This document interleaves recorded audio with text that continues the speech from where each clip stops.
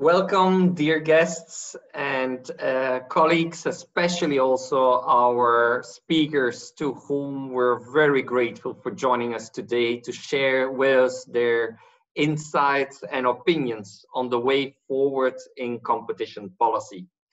And a special word of thanks to our sponsors. And I want to stress that without really their support, pulling off an event like this today and making it sustainable for the organization over time is really something that is very difficult. So highly appreciated to today Baker Botts and to Brunswick, from whom we've seen the two videos, but also our media partners who help us really amplify really what we discuss here and the messages we can take away.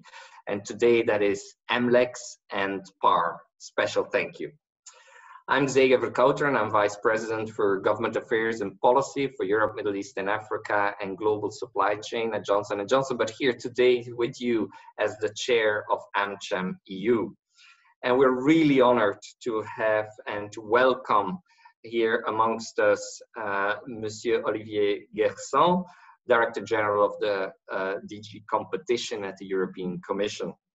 And Mr. Guerson will deliver a keynote address on the occasion of what is now the AmCham's 37th competition policy conference. And at that occasion, he will speak to us about the current policy developments, and believe me, there are many, but his focus will be on antitrust and mergers.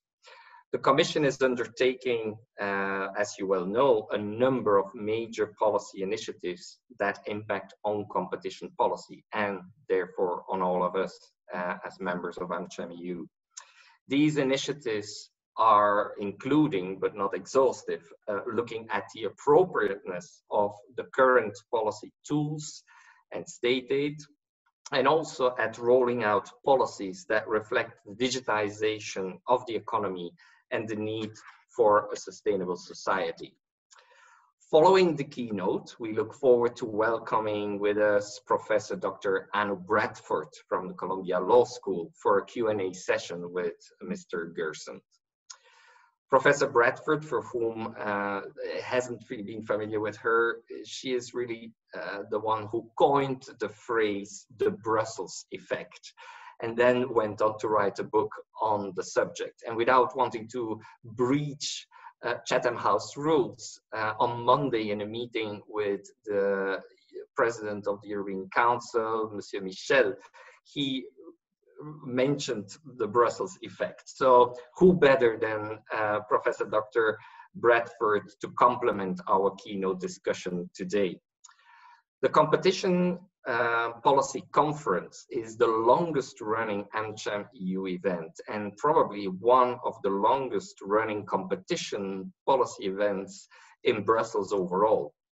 So this is an important date in our calendar. And although, we're going virtual, we're glad that did not have to cancel this, but that we turned this in the face of the global pandemic into an online conference for the first time. And this is becoming a commonplace now, but let me tell you that I know, and with me also my colleagues at AmCham EU, how much we appreciate you continued dedication as members, speakers, and attendees to the virtual events. And speaking with you individually, I know how many really long back to the face-to-face opportunities, but stay in there, we'll get back to that. AmCham EU has worked over the years with the European Commission and in particular with DG Competition to ensure the development of efficient and balanced competition policies that reflect the need of both the industry as well as the consumers. Thinking forward for the future, today's conference is titled A New World, the EU's refit of competition policy and its impact on the economy and politics. It already indicates that it's never fully neutral, right? Competition policy is really essential to the success of the single market, which lies at the heart of our company's investment and commitment to Europe. The ongoing Commission initiatives highlight the need to reflect on competition policy, but within a wider economic context. Not least, I mean, we will have to really go into the economic recovery following COVID-19, but also where Europe and the single market are faced with a wave of new issues and scenarios. Green, digital, the way innovation comes about, and rising geoeconomic challenges. Highlighting the importance of these new issues and scenarios, our two panel discussions today will focus on competition policy in the light of the digitalization and geopolitics, a very hot topic, and explore the future of antitrust and merger reform. So my thanks already to the speakers for their participation and knowledge sharing on these subjects. And before I hand over to the speakers, I would like to note that we're dealing with very uncertain times, such as the pandemics, unprecedented, also welcoming most likely a new US administration, but also the post-Brexit EU, with UK having played often a balancing act between, in the triangle, Germany, France, and the UK for open trade policy. And also emboldened by really the challenge that we're getting from global actors, for example, from Asia, but not only. So AmCham EU continues to be a firm supporter of the European project and the single market. And as you know, the aggregate US investment in Europe totaled more than, and I pause here, 3 trillion euros in 2019. So we are being used these days with big figures when we're talking about the economic recovery, but here we're talking about an aggregate US investment in Europe of 3 trillion euros. The transatlantic relationship, as you all well know, supports more than 16 million jobs, and it's worth 1/3 of the global GDP. This is a dimension that we cannot get lost in the discussion today, as we represent the community of the US companies investing in Europe. So it's a time for us all to take stock and reflect on the direction the EU competition policy is taking to ensure it reflects the new world we face, but it's not excluding explicitly industry segments like ours. And we very much value thoughtful and constructive dialogue, and I look forward to a lively debate today. And I will now hand over to our moderator for the keynote address, Dr. Bertel Bar-Bussière. He's partner at DLA Piper and co-chair of the AmCham EU Competition Policy Committee, to introduce further our speakers. Bertel, over to you. Sega, thank you very much for this introduction. It is a privilege and an honor to introduce none other than Olivier Gerson, who has been among those who have shaped competition policy and competition law enforcement over the last 25 years in Brussels. Olivier started his brilliant career in the French Competition Authority, then was a member in the cabinet of the late Commissioner Karl van Miert, later in the cabinet of Commissioner Nelly Kroes. He also served in the cabinet of Commissioner Barnier, and then became Director General in charge of financial stability and capital market. Before then, ultimately, he came back to his probably real field, competition law and policy, and now serves as a very important and eminent Director General for competition. Olivier, he has been respected and sometimes feared, not only as a brilliant policy strategist, but also for his sometimes tough, but always fair and pragmatic competition law enforcement. I'm very glad that I can now hand over to Olivier for his keynote address.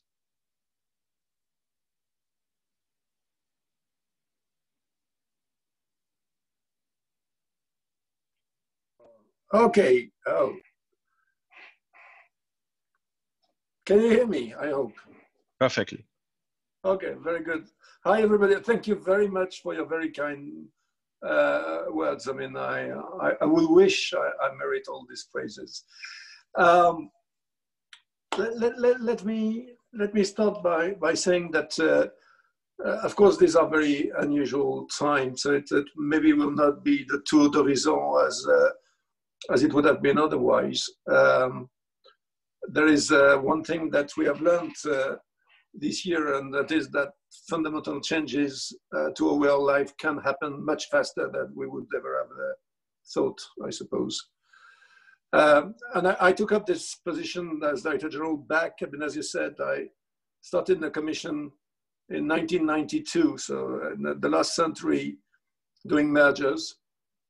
But during the last 10 years, I was doing financial regulation. So I'm back since the 1st of January, and I've just had 3 normal months with my colleagues, and like all of you for the last 6 months. It's all virtual interaction, and of course, when you have to carry a very, very heavy agenda, as usual, I would say, plus the extra heavy agenda of the crisis, that's not easy when you cannot meet in person, of course. So the pandemic is changing a number of things, and it also impacts competition policy, and I'll take some time to go through it. And it also shrink the time we have to react to existing challenges. I mean, when I arrived in that job in January, the big issue was competition policy and industrial policy. This is a cyclical thing. When I started in the Commission more than 25 years ago, the big issue was competition policy and industrial policy. So it's not exactly new, and it comes back periodically. But also that shows it's in a different way than it was 25 years ago. But 25 years ago, it was very much a French idiosyncrasy. These days, you see people like Mark Rutte, the Dutch Prime Minister, writing op-eds in the Financial Times to explain that we need to have strategic autonomy, we need to define our common interest, and we need to stand collectively to defend them on the world scene. And that is very, very, very new.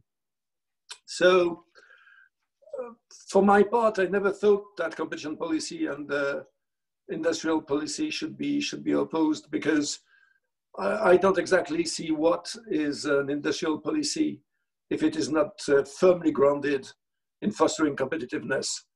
And I've always been convinced, otherwise I would have changed job for a long time, that the best way to foster competitiveness is to have a strong and active competition policy in order to set the framework conditions for a competitive economy.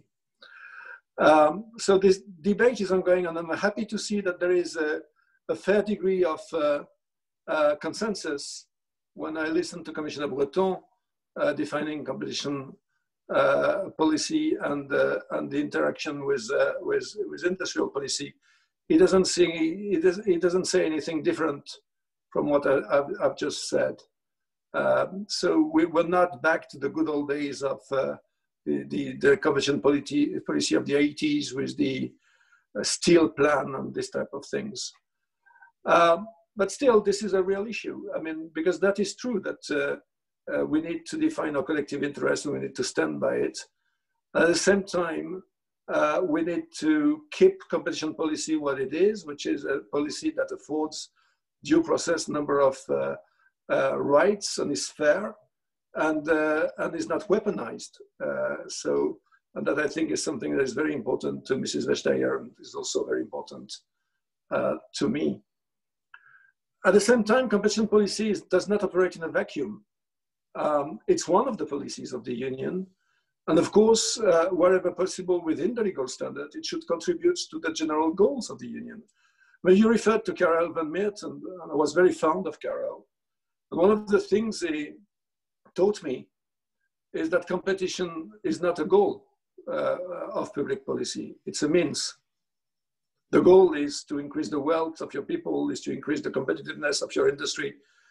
And of course, in a market economy, having competition and a fair and undistorted competition is very often a very powerful tool, but it is a tool. And this tool should be, of course, checked and adapted against a changing landscape.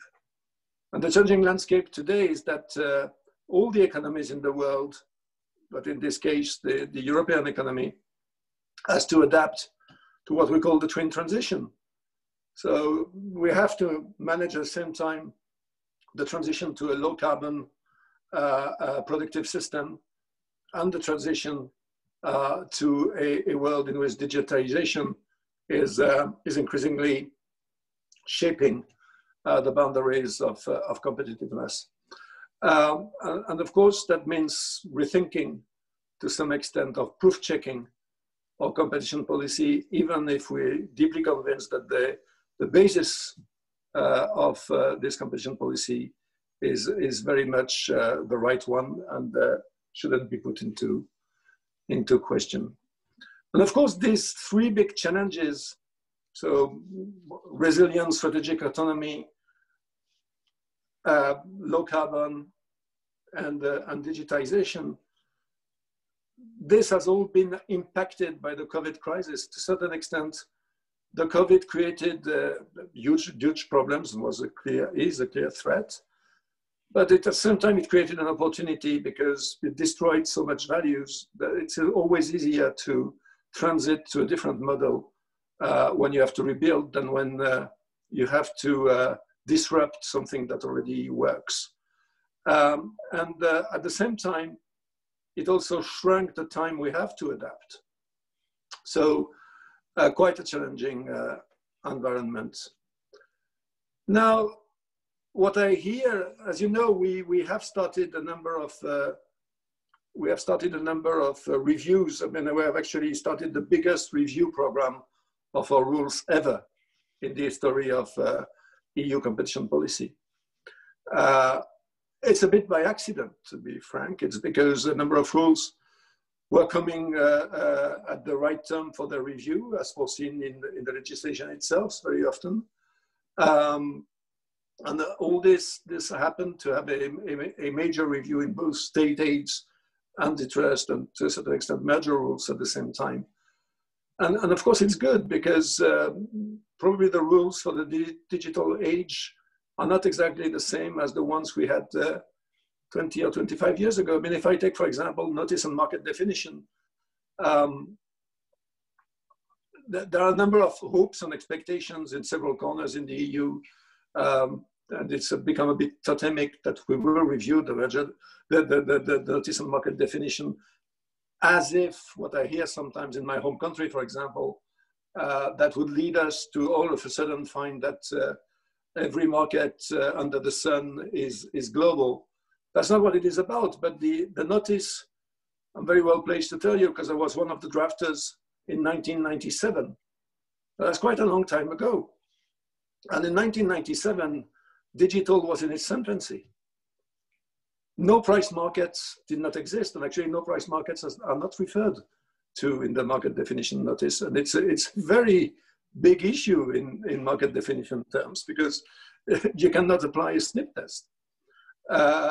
So all this did not exist, and we developed a practice over the years, and it is time to now come back on this practice, update the notice, and give appropriate guidance to our constituency. So we have all these reviews that come, and it's good that they come, but we don't expect a ground-shaking change in the philosophy that underpins our enforcement policy. And this is for many reasons. Once we believe that there's still good law and they're still fit for purpose. And secondly, we were comforted in this opinion by the results of the reviews and public consultations that we have had throughout the beginning of this year. And also, I have the personal conviction that we will not get out any better of this crisis if we have the temptation to weaken competition enforcement. I mean, I can hear that little music in some corners. I mean, I'm asked in virtually every conference, virtual conference, I attend, well, will you relax the merger control standard? Why should she? Why should we? What would be the rationale for that? And then usually the next question is about the failing firm defense.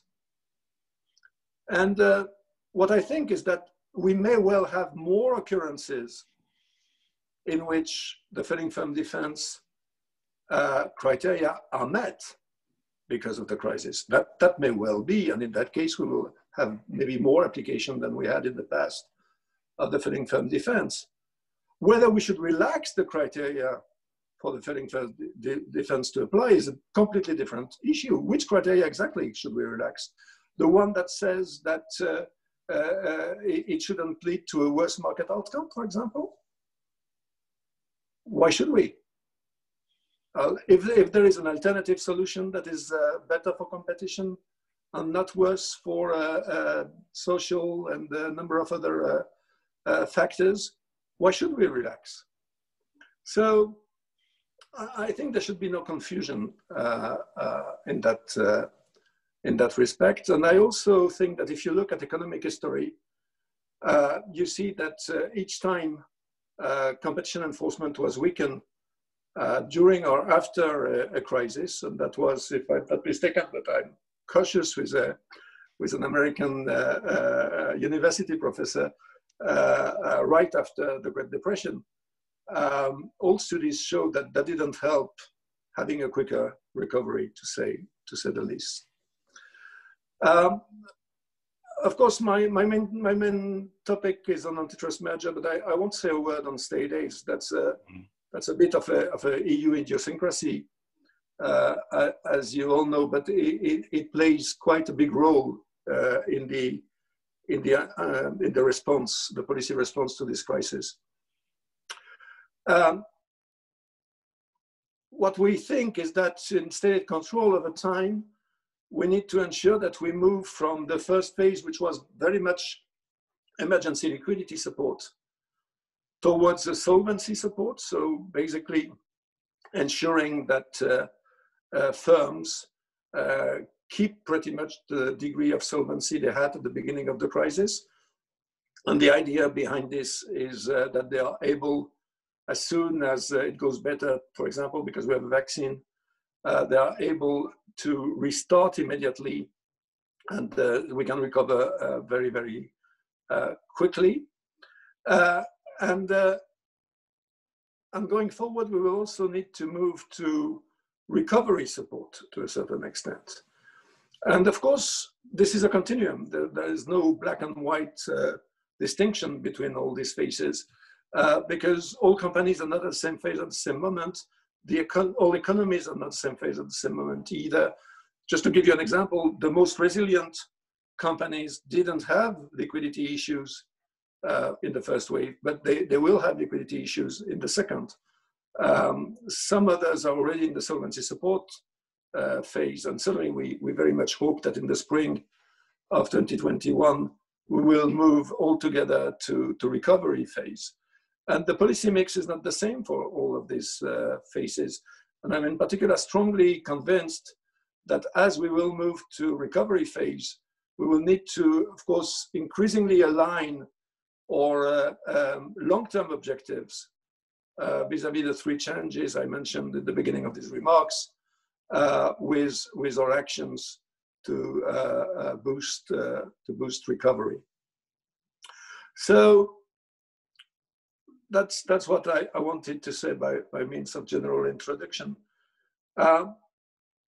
Now, if let me move also to more specifically antitrust and the way we will enforce antitrust. I mean, I said already we have a very, very wide review ongoing. We have the vertical block exemption regulation and the vertical guidelines we published in September, and the evaluation phase confirmed that both are very useful tools that they significantly facilitate self-assessment, but that there is still a bit of room for improvement.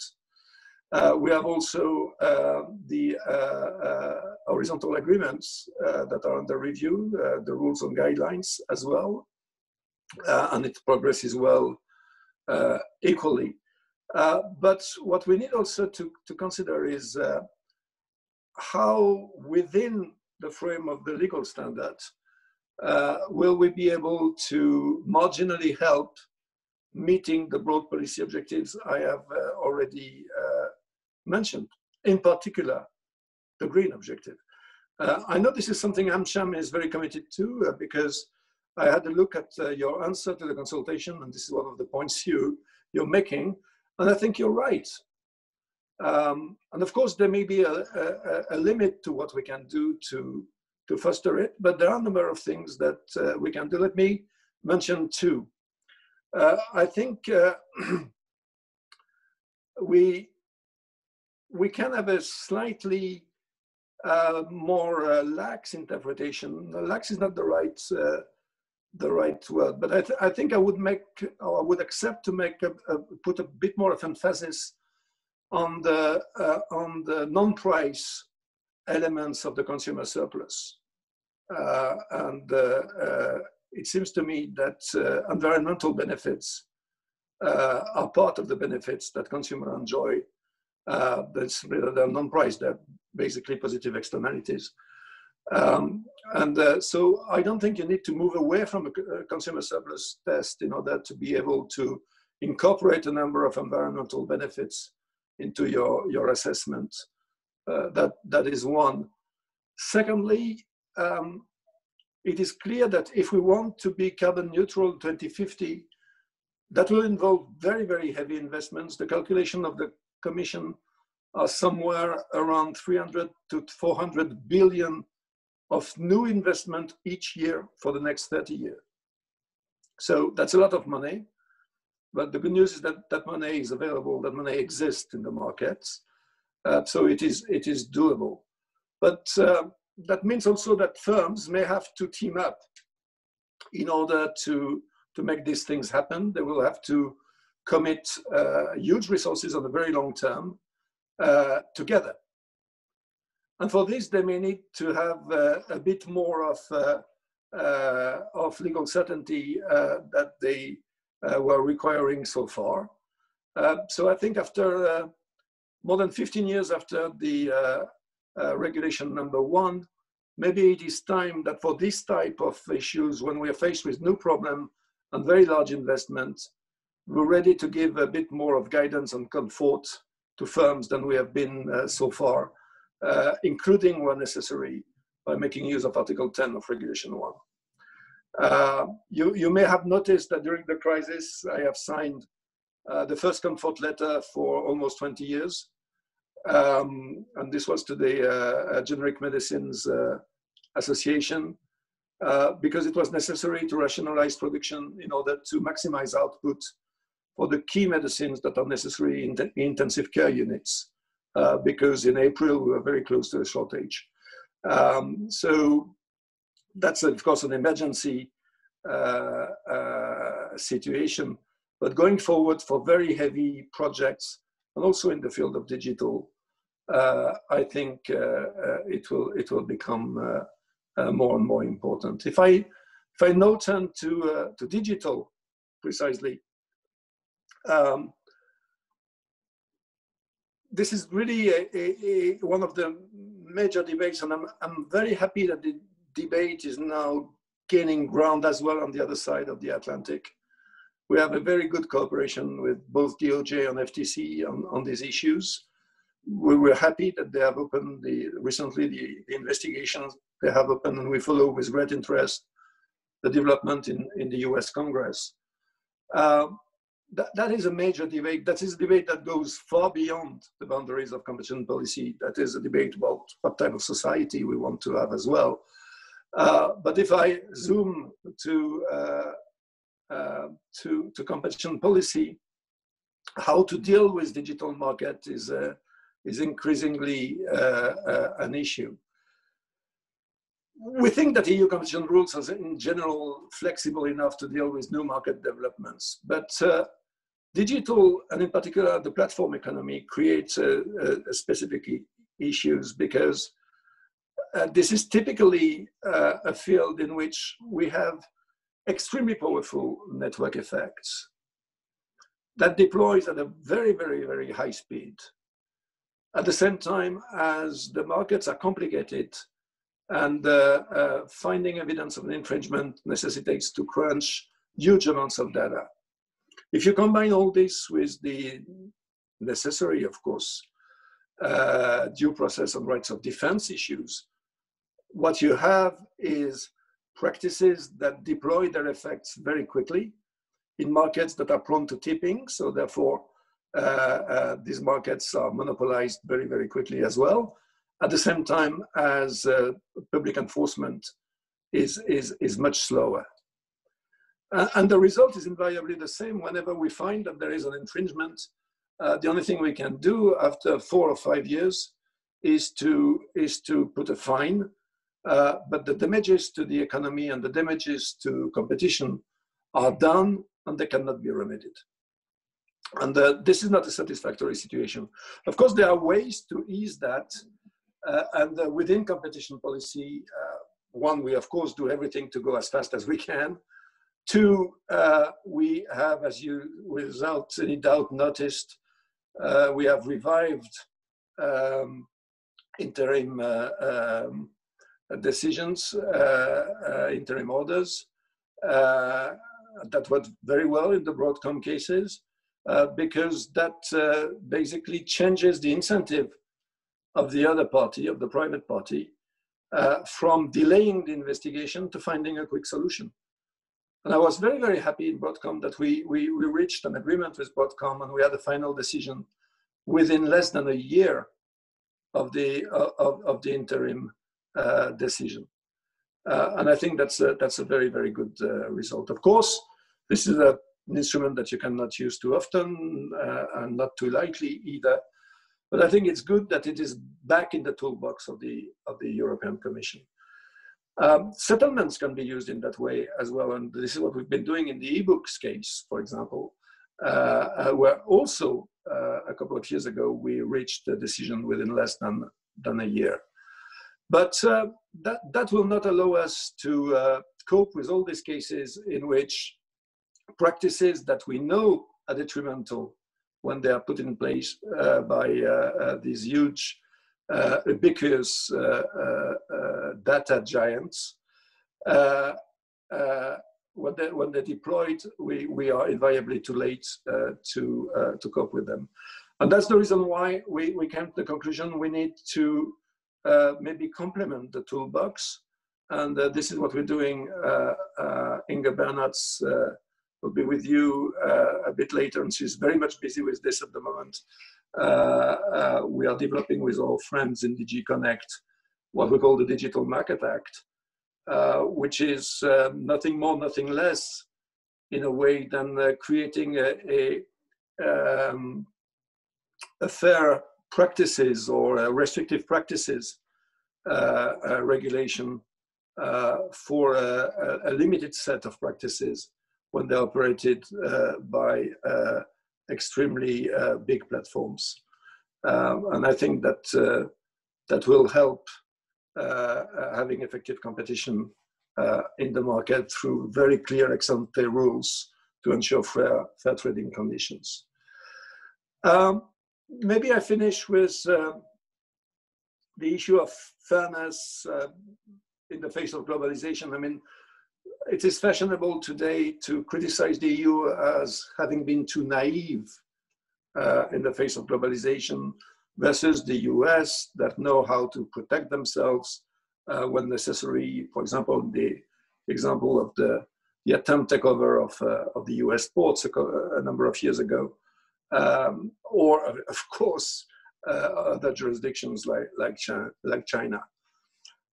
I think it is partly unfair, but it is true that the issue is that it's not self-evident for the EU to defend the EU interest in the globalization game. There are several reasons for that, but the root reason is probably that the EU interest is not something that is natural. It is something that you need to construct, you need to build it. And you need to build it because this is not the German interest, it's not the French interest, this is not the Belgian interest, and this is not either the sum of all of this. It is really where you maximize the interest of the EU, and probably you therefore do not maximize any of the individual interests of the member states. So that needs a conversation. So for as much as I agree with Prime Minister Rutte, as I quoted him a moment ago, that we need to define and stand for our interests because nobody will do it for us, we need to defend them, and that needs to have an explicit conversation. For an American, what is the American interest is obvious. For a European, not necessarily. We need to build it. And that is a strength, and of course that is also a weakness. And part of the weakness is that this is very, very transparent. But that led us at least to agree all together that we probably need to complement our toolbox by an instrument that allows us to control for state subsidies that impact competition in the single market, where the state subsidies are not controlled in the EU because they're not given by an EU state. And you've seen that we have published a white paper on foreign subsidies, and we will very soon come to a conclusion as to what type of instrument we need to have in order to cope with this issue. So I would say it's a mix. Competition policy in these strange times is a mix of continuity to a large extent, and of course some strikingly novel aspects and probably novel moves in terms, including of forging new instruments in order to better serve our goals. So this is what I wanted to tell you by means of introduction. I hope I was not too long, and I'll be happy to engage now into a conversation. Thank you.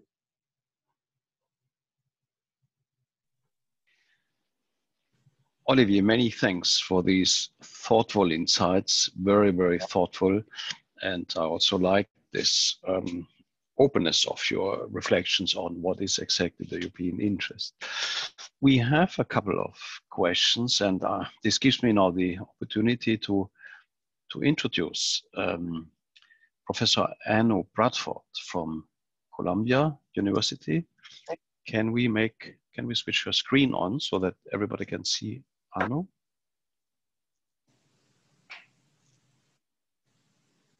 And I cannot yet see her. Yeah, I see her there. So Arno is one of the most distinguished law professors for competition law, international organizations. She currently holds the Henry L. Moses Chair for International Law and Organizations at Columbia University, which, as we all know, is one of the most prestigious, but not the first prestigious university Arno has been at. After graduating from Helsinki University and Harvard University, she served as expert advisor to the parliament in Finland, practiced competition law in Brussels for a number of years, but then fairly quickly moved to the United States, where she became assistant professor and professor at Chicago University, including the law school, before she joined Columbia University and Columbia Law School. One of the many projects she's been handling is the Comparative Competition Law project, which is basically a comparison of different legal systems across the world. And as Sega has already mentioned, she has written that fantastic book, which I just ordered on the internet today, The Brussels Effect, where she says, you know, why does everybody bash Brussels? I mean, it has been so influential in so many respects over the last 30, 40, 50 years. So I'm looking forward to reading this book, but I now look forward to hearing the questions that Professor Bradford has for Olivier. Over Wonderful. Thank you so much, Bertold, and thank you for these extremely thought-provoking remarks, Mr. Gersan. So there is much to discuss. So maybe I will first start from where you ended your remarks, how you noted that what we are seeing now is a mix of continuity and these new regulatory instruments.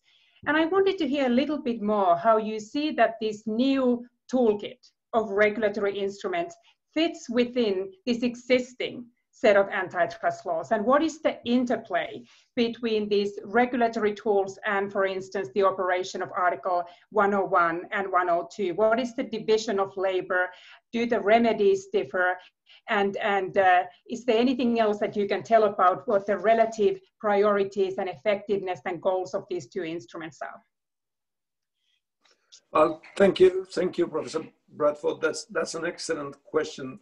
It's not completely. We are in the process of putting it together. So, but I certainly can tell you what are my personal thoughts. They're two very different things, and the foreign subsidies instrument is of a completely different nature than the DMA. The DMA is, of course, closer to antitrust, and the foreign subsidies instrument closer to state aid rules. Although I do not think that the foreign subsidies instrument should try to export or state aid standards to the rest of the world. I don't think it's possible, simply by the sheer number. I mean, we're not going to review every instance of public subsidy everywhere in the world and see whether this has an impact in the EU. I would rather see it going from the other side and working in the form of a network with the member states, so that when there is either a practice or an acquisition of a strategic asset, let's call it that way, one way or the other, to look whether this was implemented by a company that is publicly subsidized or was specifically publicly subsidized for that respect. But back to the DMA now. What we're doing really, you of course know, because you've been practicing EU competition policy, that the delegation of power we have from the member states is strictly limited to antitrust and stated, of course, but antitrust for the purpose of my demonstration. So that means that actually we have exclusive power for practices that impact the functioning of the market. And this impact on functioning of the market is a prerequisite to enter into that sphere of exclusive competence. Another way to say that is that we've not been delegated the power to regulate fair or unfair practices, or as my compatriots in France call it, restrictive practices, like, I don't know, imposition of prices, refusal to supply, etc., as a per se prohibition. I guess what we are doing with the DMA, partly at least, is to equip ourselves in that very specific field with such a power. So I think you should see it as a kind of a fair practice or fair trading type regulation alongside competition. So of course, as we know in member states, the boundaries between the two is not always that clear. For example, I don't know, imposition of prices can be prohibited per se. This is the case in my country, for example, France. And it can very well be also, under certain conditions, a competition infringement. So we will not do away with this. And in the case of the DMA, what we contemplate is to have a clear list of practices that large platforms cannot put into place. And they cannot put it into place on the basis of the experience. And of course, the experience is in the field of antitrust. And that is because we have seen throughout the last 15 years that they invariably led to anti-competitive effects. So therefore, rather than having to go again through a long investigation to prove after 5 years one more time that yes, a number of forms of self-preferencing when you are the incumbent in a platform market has invariably very detrimental effects on the tight market. We would have a straight prohibition for this type of practices, for example. So this is the type of interplay. I would say that the rules of engagement, because that was the other side of your question, should be that whenever you are within scope of this regulation, you should apply it. And of course, the rest of the time you apply normal antitrust proceedings. And the last word I want to say on this is that I believe that, of course, such an instrument should be equipped with the same type of due process and rights of defense guarantee as any normal, if I may say, or competition investigation. Excellent, thank you. And to continue in this spirit of interplay across different regulatory instruments, so you started your remarks by noting that there doesn't necessarily need to be a tension between competition policy and industrial policy. And you also emphasized the importance of fairness and strategic autonomy. So I wanted to invite you to elaborate a little bit more what the competition law looks like when it's specifically geared at promoting fairness and promoting strategic autonomy. And are you concerned at all that sometimes we may have a hard time of holding the line between protection of those interests and protectionism? Yes, of course. Frankly, I was one of the ones that were thinking that indeed the EU was a bit too naively open and not self-conscious of its own interests for a long time. But I would hate that we move all of a sudden on building a fortress Europe, because that's not my culture, and I don't think that would be our interest either. Second, maybe I was not clear, but I don't think competition policy protects fairness. I think fair trade policies protect fairness. There are a number of things that are very unfair in competition, and still they shouldn't, are not, and should not be prohibited by competition law because they're part of the competitive process. So I think fairness is a concept that sometimes find to be applied in competition processes, but is not the main goal of competition policy. The main goal of competition policy is to protect and foster the effectiveness and efficiency of markets. And sometimes that can be completely alien to fairness considerations. And sometimes it is aligned, of course. Secondly, I don't think either, and I use the term weaponized in my remarks, competition policy should be used for another purpose than what it is here for, which is to promote a well-functioning of the markets. But of course, let me put it that way. In competition matters, because it is economy, there's nothing black and white. It's a shade of gray, because we're dealing with continuum. Continuum in the practices, continuum in the market definition, continuum in substitutability. It's all shades of gray. But at some point, that is the way at least the economist sees the reality.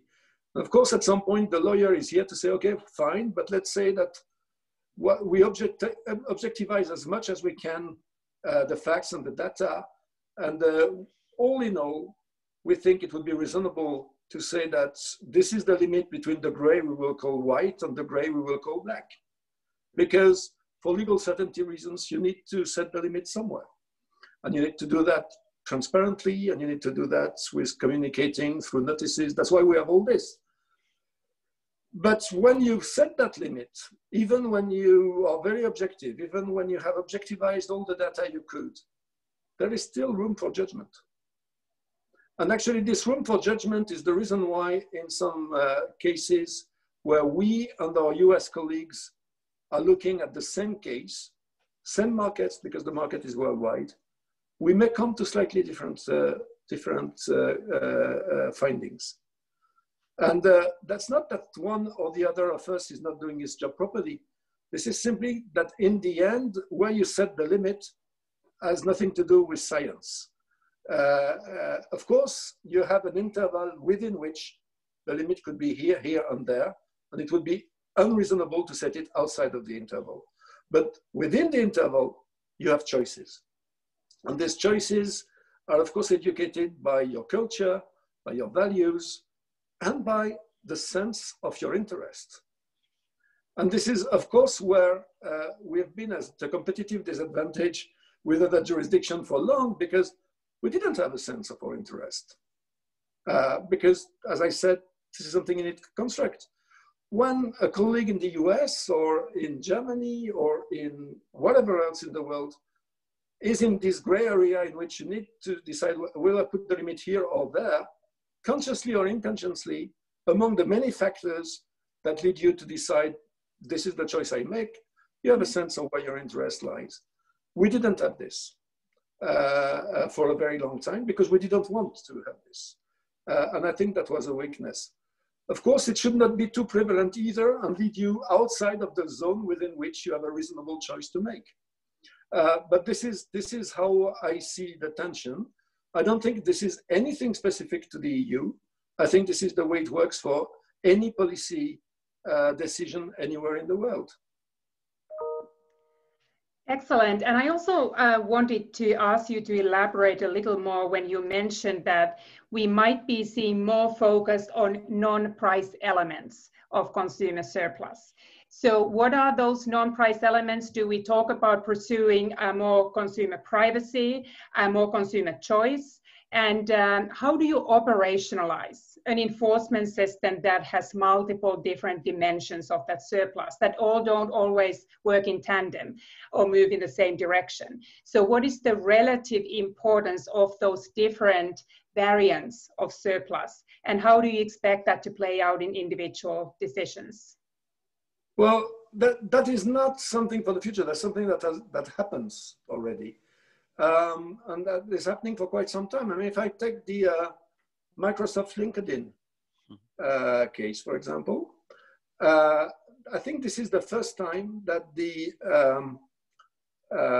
feeling for European consumers that the protection of their data was something that they value, played a role in the assessment of consumer surplus, and therefore in the design of the remedies. But there is no, how to put it, it's not a normative thing that you can decide in advance. It's you make your investigation and you see that this is a characteristic that EU consumers value, maybe American consumers value less, for example. And therefore it's perfectly okay that you don't take it into account to the same extent because simply the sample of consumers that you are in charge of protecting doesn't have the same preferences. So, and I think in this case is very interesting. It's some years ago already. I think it's the first case in which this played a role. Of course, we didn't call it, I mean, taking into account non-price dimension of consumer surplus, but this is what it is in the end of the day. And of course, that doesn't mean mixing the standards. I mean, to protect privacy, etc., you have GDPR, and this is not the job of competition policy. But when this is an essential element of choice for the consumers and they value it, it is only right that it is taken into account factually in the investigations and in the design of the remedies. And the same goes, in my view, for a number of environmental externalities, to which, at least on this side of the Atlantic, consumers are more and more attached to. And I therefore think that they have a role to play if the investigation shows that this is indeed an important element for consumers. If it is not, you cannot invent it. That is clear. So it's not normative. But it is equally clear that this is developing as a central element in the preoccupations of European citizens, including in the dimension as consumers. So to continue on the conversation on data protection, and part of these new competition tools might then entail certain obligations on gatekeeper platforms when it comes to data sharing, for instance. Do you see any potential tension with the GDPR and the limitations to data sharing? And how can we in general ensure the compatibility of antitrust laws with the data protection rules? There's also a criticism that the GDPR has promoted goals that are in tension with the competition law. In many ways, they have entrenched the power of the big technology companies because the smaller companies have a harder time in complying with these rules. We also see the big tech companies often leveraging the privacy rules as a defense in the competition practices. So maybe you could share a few thoughts on this interplay between privacy and antitrust. And I am sure everybody would welcome your thoughts on the German Facebook decision if you wanted to go there. If not, maybe just generally talk a little bit about how these two sections, two policy areas interact. I think I'll keep on the general and safe side of the debate then. Right, how to put it? You know, I think that in any democracy, I mean, I know there is a debate about is competition policy above normal EU legislation because it is constitutional in nature. I don't think so. Well, I think at the end of the day, competition policy is a policy that operates in a legal environment, and that in a democracy, the parliaments are setting the boundaries within which competition plays. It can be regulation in regulated areas or general regulations in the case of the GDPR. So in other words, if something is allowed by GDPR, it is allowed, period. And it's not for competition policy to disallow it. I don't think that would be possible. I don't think that would be desirable. Now, of course, in laws like in competition decisions, you have rooms for choices, maybe even more in law, of course. And sometimes these choices are not exactly the right one, or they display, as you implement the legislation, undesirable effects that you had not foreseen. And probably competition investigations can help, if ever this is the case, to show where you have a sort of conflicts between different equally legitimate policy objectives. In which case, in my view, this is not for the Director General of Competition to decide on this, but it's rather an object of public debate, and in the end of the day, decisions to be taken by the legislative power. So that's the way I would see the answer to your question in general terms.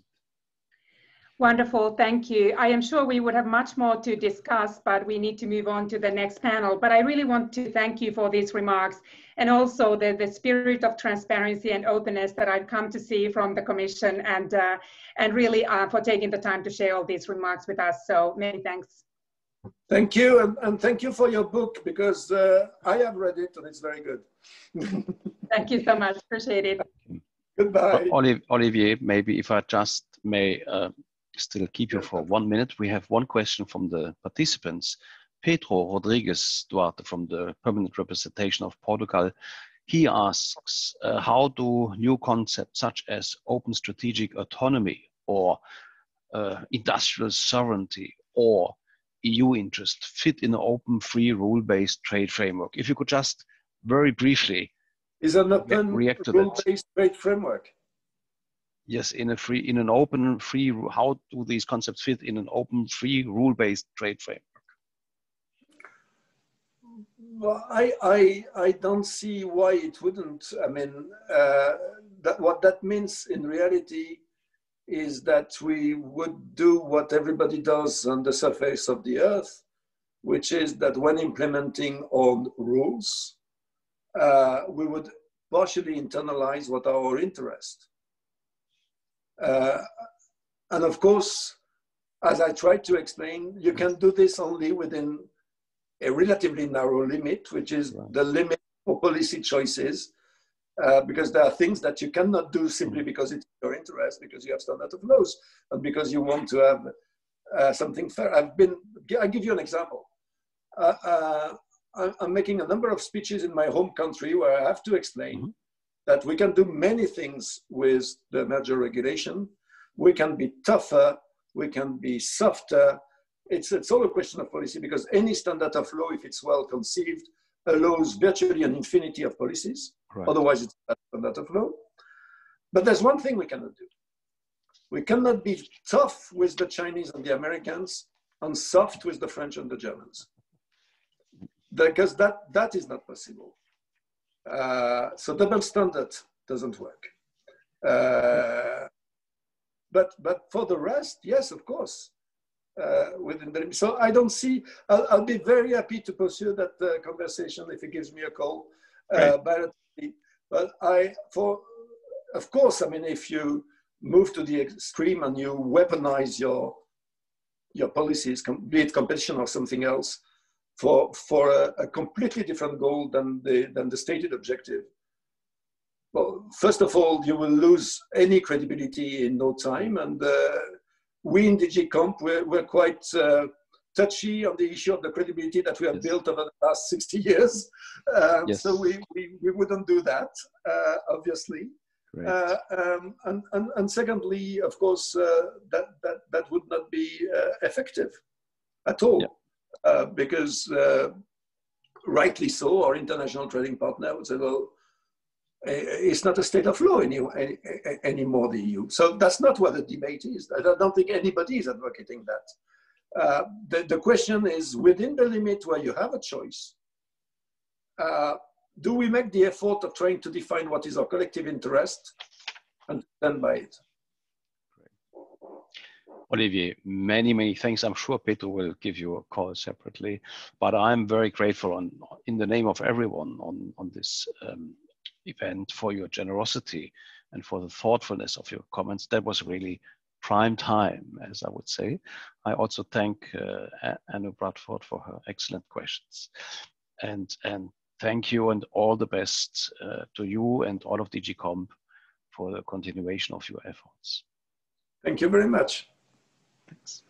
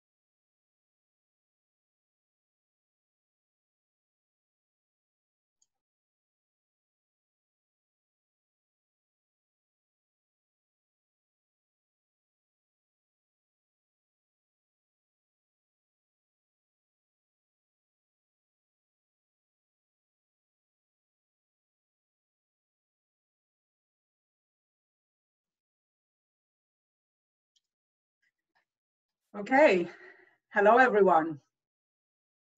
Welcome back to our 31st annual competition conference at AmCham EU. And welcome to our first panel after the keynote speech and the questions and answers with Professor Bradford.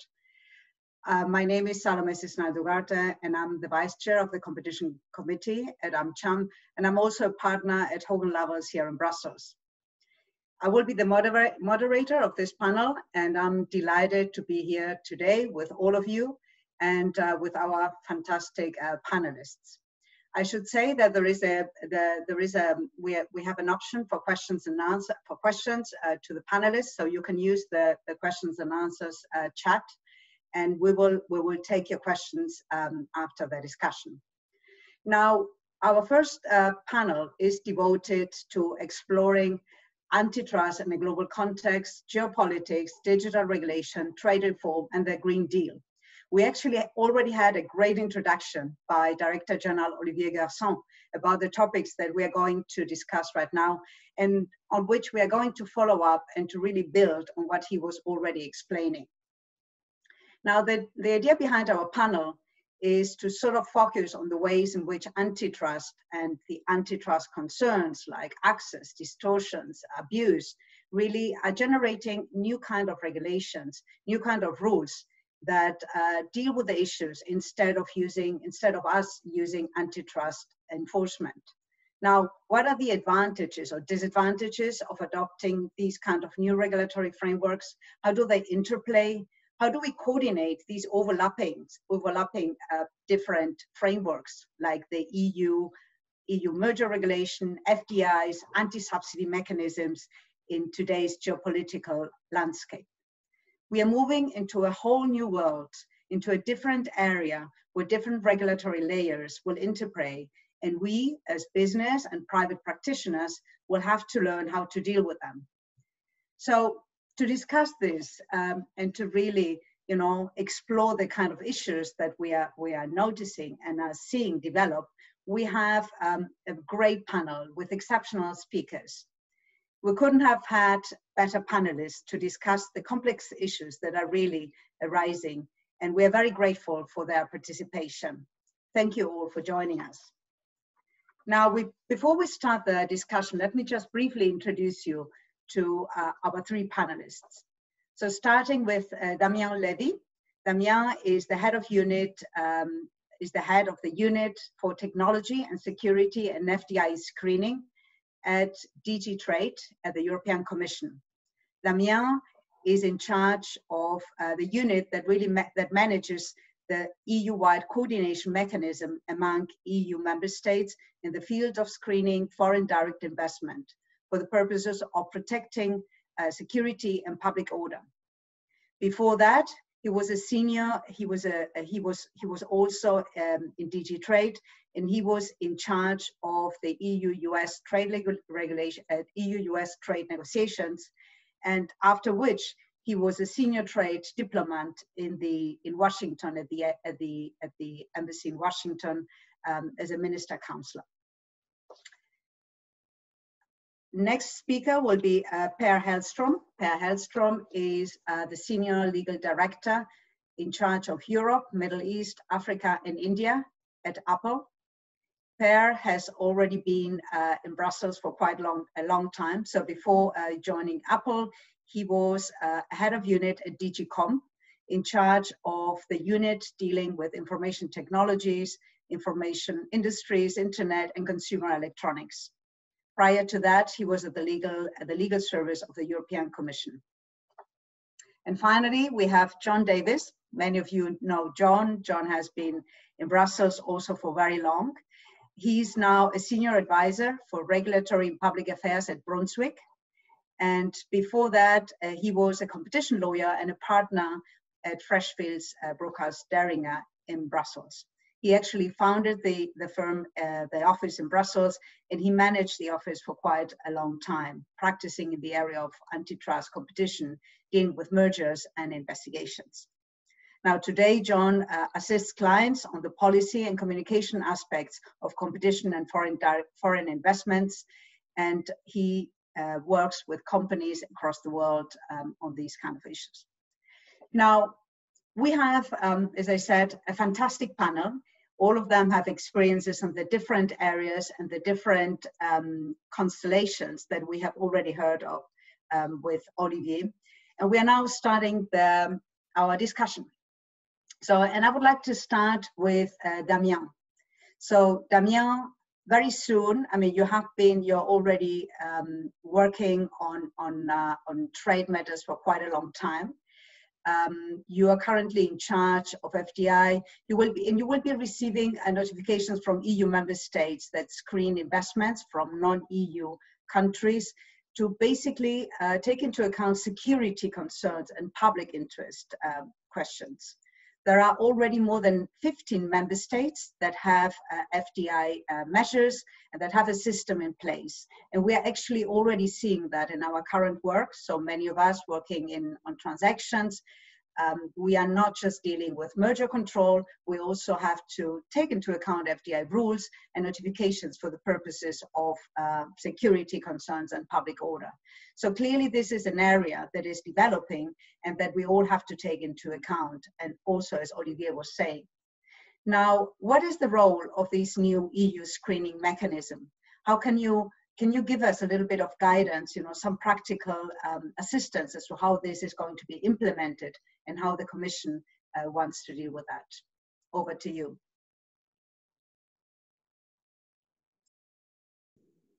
Thank you very much, Salome. Do you hear me? Okay, very good.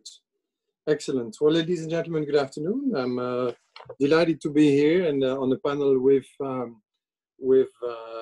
friends and people I haven't, former colleagues and people I haven't seen for a while, so it's great. I'll focus on, indeed, the screening of foreign acquisitions for impact on security and public order, and I'm happy to say a few words afterwards when it comes to the white paper on foreign subsidies and the part on acquisitions. I read a quick overview of the comments made by Olivier Gerson, kindly prepared by one of my colleagues, and I'm not sure he touched upon it. He obviously made a very impressive and covering a lot of ground, very impressive intervention. Now, okay, let's go back in time. 3 years ago, the Commission proposed legislation on FDI screening. Why? At the time, we saw basically that there were blind spots in the assessment of the impact on security of foreign acquisitions or acquisitions of European companies by foreign entities. And we saw in a way two types of blind spots. One was only 12 member states at the time, including the UK, were screening transactions for purpose of security to see whether critical infrastructure was being bought by foreign buyers, or whether that in and of itself could have an impact on security. So first, the blind spot was, well, basically not all of the member states do screen transactions, 12 including the UK, so basically 11. And the second blind spot was those that do screen do not look beyond their borders. They don't look at the impact on security on other member states, whether they are screening or not. They don't look at the impact on EU strategic projects, whether, and the emblematic one is, of course, Galileo, but we have other critical assets, I would say, including also research programs. And so there was no look at these issues. So fast forward, 2019, Council and Parliament agree on the regulation, which entered into force in full application, as we say, on the 11th of October. So basically a week ago, we celebrated the first month of entry into application of this regulation. So what does it do? Well, if you look at the first blind spot, we decided in a way not to deal with it because we left freedom to member states to decide whether or not they wanted to have a screening legislation for security. If they have to comply with minimum standards But if they don't, well, they don't have to. Now, what changed this year is that the Commission issued a communication back in March relating to COVID-19, the impact and so forth on foreign investment. And there the Commission made a political statement and said all member states should have screening legislation. This is not a legal obligation, it's a political statement. And now the state of play is that 15 member states, not including the UK, have screening legislation. 3 of them are upgrading their legislation, Netherlands, Denmark, Romania. 6 other member states are in the process of adopting legislation. Belgium, the Czech Republic, Estonia, Ireland, Malta, and Sweden. And then you have a third category of 6 member states, so it's 15, 6, and 6, which is 27, which are not taking any public step to prepare legislation: Bulgaria, Cyprus, Greece, Croatia, Luxembourg, and the Slovak Republic. My guess, but it's only my guess, is that by the end of next year, we'll have around 20 member states with screening legislation, but we'll see. Now, that's for the first blind spot. The second blind spot was, okay, they don't look beyond their borders when they screen transactions. What the regulation does, it sets up a network, a cooperation framework, whereby authorities that do screen cases have to notify them to the network so that the member states can check the impact on their territory of that transaction. The Commission can check the impact on EU programs and projects. And also, if there's impact on 2 or more member states, the Commission can also do something. Now, I think it's really important to keep in mind, this is a cooperation framework where member states notify in parallel to the member states, to the other member states and the Commission. We both, the 26 and the Commission, we have 15 days, 15 calendar days to decide whether or not we ask questions and reserve the right to issue an opinion. The Commission issue comments from member states, so that's extremely tight. If we do that, then usually we send questions, and then once we get the answers from the member states authorities, we have 20 days, calendar days again, to issue an opinion, to decide whether or not we issue an opinion. We're not obliged to issue an opinion, unless 1/3 of member states have comments, but that's kind of a, well, we'll see how often that will apply. And the member states, the receiving member states have the same freedom to issue or not issue comments. At the end of the process, so if everything goes very quickly, suppose we ask questions on day 15, we get answers on day 16, basically within 36 days, you know whether or not the Commission or the member states issue an opinion, comments. And then what does the receiving member state do with that? Well, under the regulation, the comments, the opinion are not binding. So you see a second category, characteristic of this system. It's voluntary. Not all member states have to have screening legislation. Once you are screening, you notify everybody so that we check the blind spots. And then once you have received the feedback from the other member states Commission, you decide, you have to take into account the comments, the opinion, and then you decide on your own what you do, and that is governed by the national administrative law of the relevant member states.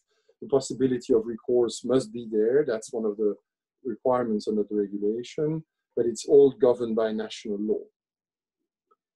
When we issue an opinion that concerns programs of EU interest, our opinion is shared with all member states. So that everybody is aware, because in a way we are there to protect kind of a common good for all member states. Now this regulation, if you want, creates a forum for dialogue, for informal discussions on cases, once cases are notified or even before, which are protected by strong confidentiality obligations, because our correspondence, our exchanges, our questions, but also our comments and opinions at the end of the process remain confidential. They are not released to the public nor to the parties. Now, what do we look at? I don't know. Do I still have a minute or two, Salome? Okay, thanks. So we look at security and public order. Basically, we look at the vulnerability of the target, potentially combined entity with the buyer. And then we look at the threats caused relating to the investor. That's all explained in the regulation. I think so far, what have we seen? We've seen a number of cases. It's still early days. Questions that we are looking at is when to file a case, what is covered, because in a way, the scope of application, it's like playing with 27 Venn diagrams. So you have the Venn diagram of the scope of application of the notifying member state and ours to see if there's overlap or not. Is it FDI? Is it not FDI? What is a foreign direct transaction and so forth?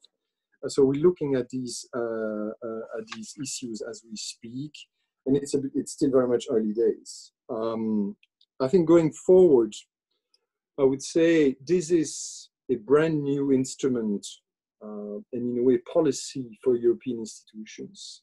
So it's a learning exercise. I think we are both doing our job and learning how to do our job as we speak. It's like, for those who remember the early days of the merger regulation. I was not there, but I've been told. I was a student when the merger regulation was adopted in 1989. For me, it is a first step because the member states still have the freedom to have screening legislation or not.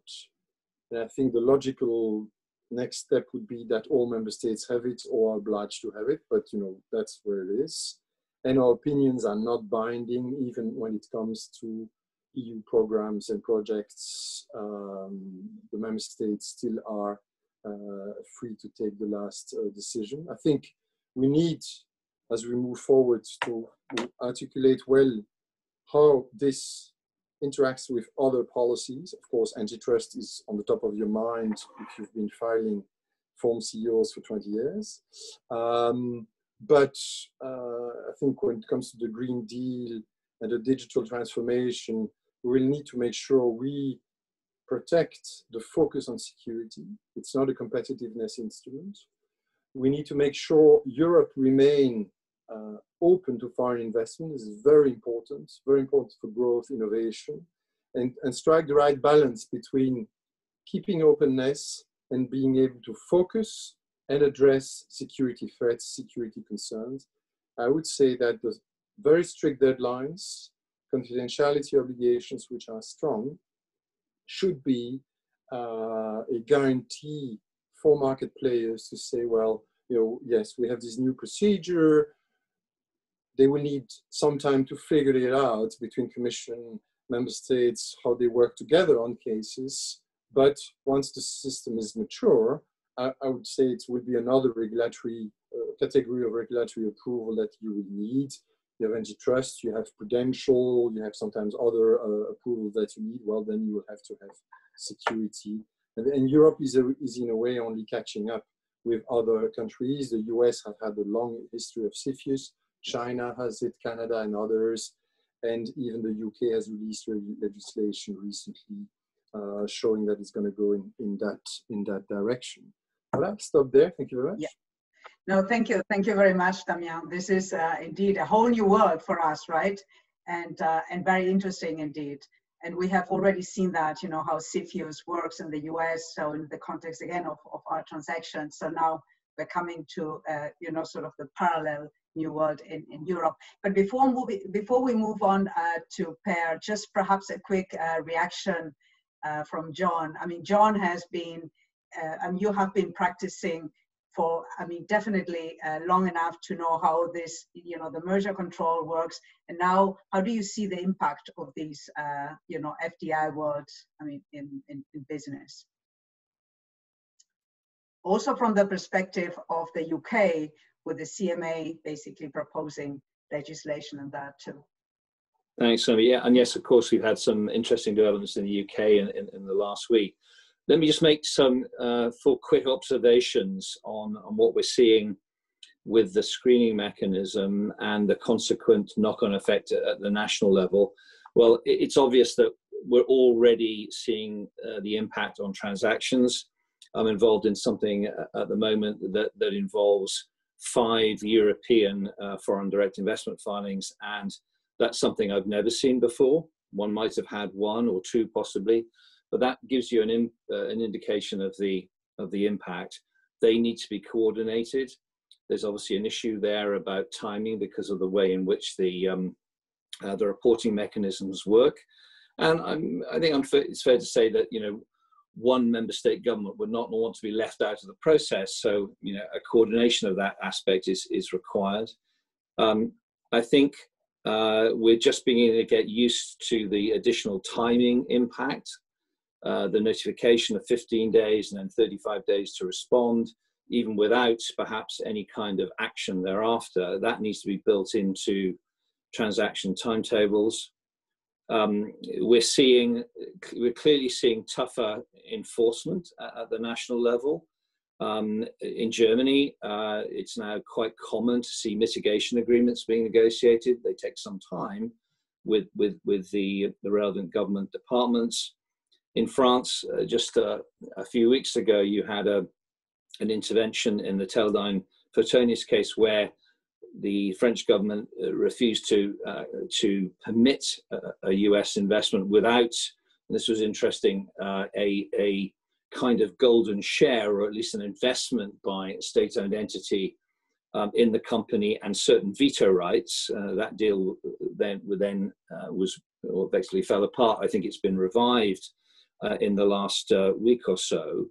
And then in the UK, even before the new legislation of last week, we saw significant intervention of different types, informal and formal intervention, which led to the prevention of certain investments, certainly to Chinese investments in the UK.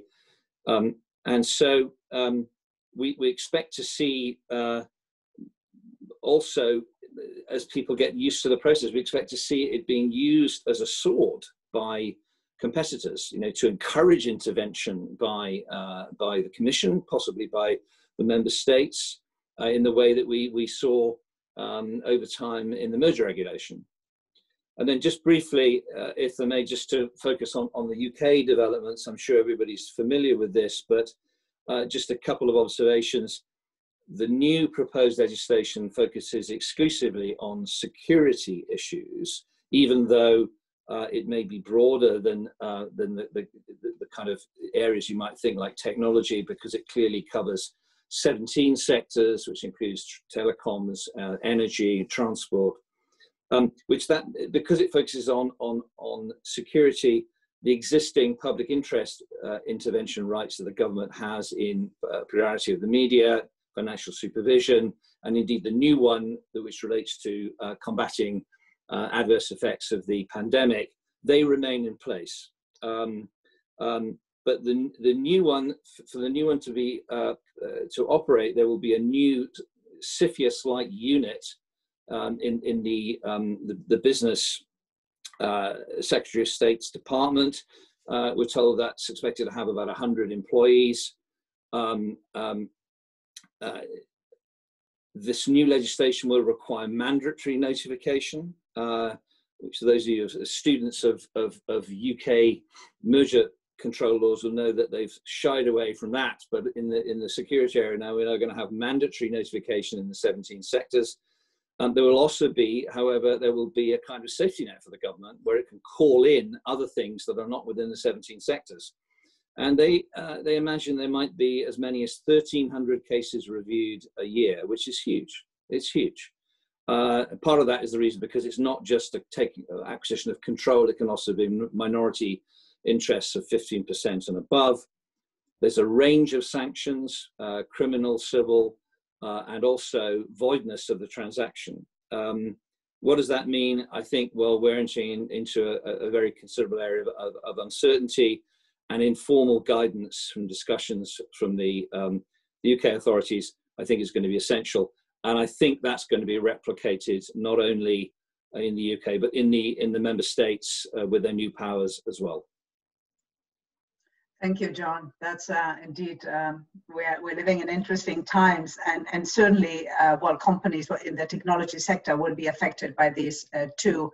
But now let's move on to the interplay between digital regulation and competition law. And so over to you, Per. We are seeing that, well, the Commission is about to propose this kind of revolutionary overhaul of the digital regulation. And certainly it's an overhaul that will have a huge impact on companies like yours and basically any company in the digital space, right? The Commission announced that in early December, so basically in a couple of days, I would say, there will be the Digital Services Act will be announced. And also Olivier mentioned briefly the Digital Market Act. So there is a whole new world again in this area. So I was wondering whether you could provide us your views. I mean, how do you see these rules impact business? How useful are the current competition tools and the current legal principles really to deal with digital markets? And how do you see these principles and tool again inspire the future legal framework for the digital regulation? Over to you. Thank you. Thanks, Salome, and thanks to the organizers for inviting me to this very interesting panel. It's quite a broad topic, and there's been a lot of debate around the usefulness of competition enforcement in tackling various new challenges, be it sustainability, privacy, or even sovereignty. But I will focus my intervention on antitrust and digital.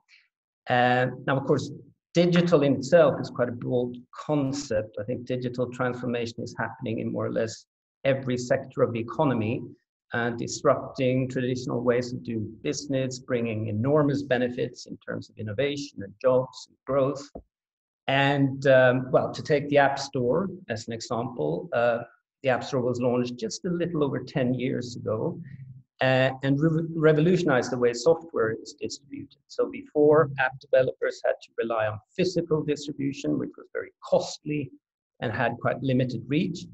And the App Store offered quite a simple, seamless way of, in particular for small developers, to reach millions of customers across the globe in an instant, thus dramatically reducing costs.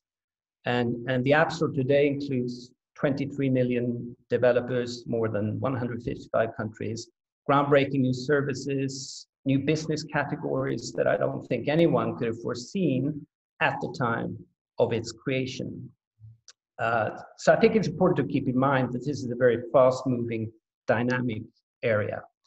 And Apple, we face strong competition in all markets where we operate. So we have a continuous drive to innovate and improve our products and services, including the App Store. But of course, having said that, we do recognize that with our growth and our success comes great responsibility and a greater scrutiny. So on that question, whether existing antitrust tools are still fit for purpose, I think personally, and the answer is yes. I think these tools are sufficiently broad and allow the flexibility to be applied when faced with new markets, new actors, new behavior. But they are also sufficiently precise to focus on proven harm in specific cases.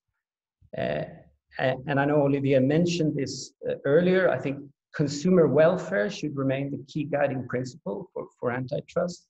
It is important to analyze and understand how markets work, the incentive of different actors and how their behavior may or may not impact competition, to have a clear test for intervention and targeted remedies to address any issue.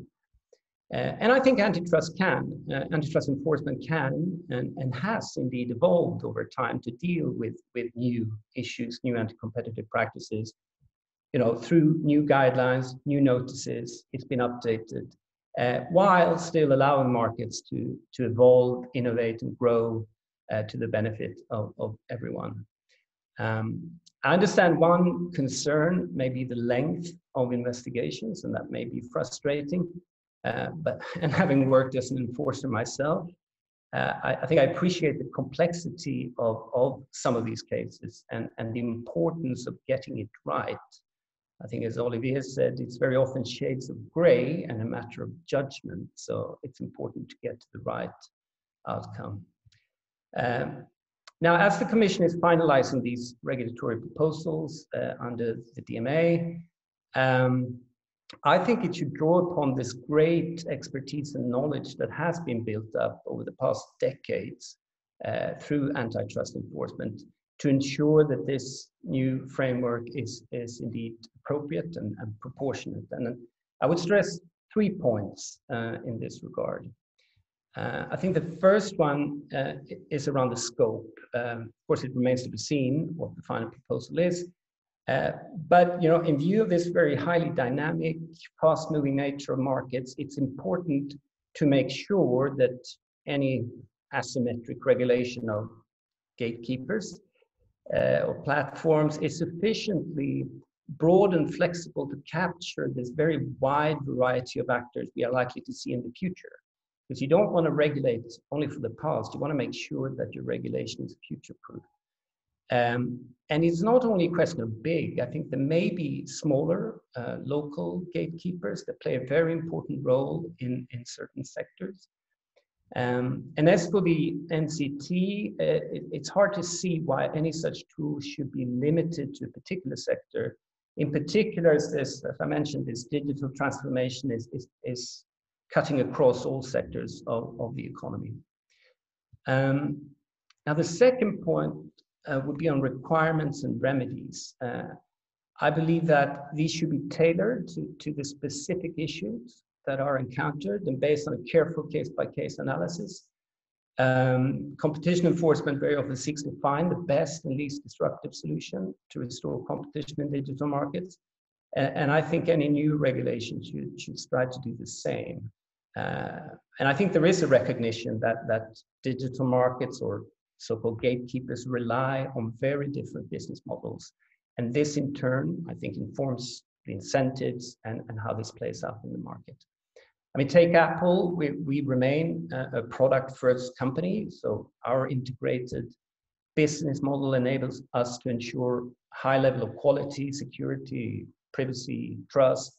And these are key aspects of differentiation and key aspects of competition in these markets. And so we have, strong incentives to build on that, build bridges between customers and app developers, and every interest to make sure that developers are successful. And that includes our competitors. And on a third and final note, I think competition law principles should also inform the governance of any new framework and the powers that comes with it. So this would include a clear test for intervention, availability of the legal, economic, and technical expertise to apply the rules, and clear due process provisions, including obviously ability to contest decisions and seek judicial scrutiny. And I was reassured to hear those words mentioned earlier today.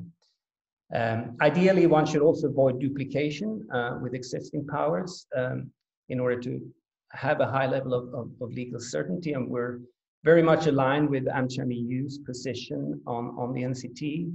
We believe that Article 101, 102 are broad and flexible enough to tackle many of the new developments, and that those current tools should be used in the first place, and any new tool should have a very clear and limited scope. So just in closing, I would echo some of the views expressed by the CMA, the UK CMA, which I think have a unique experience in applying for some time a similar tool.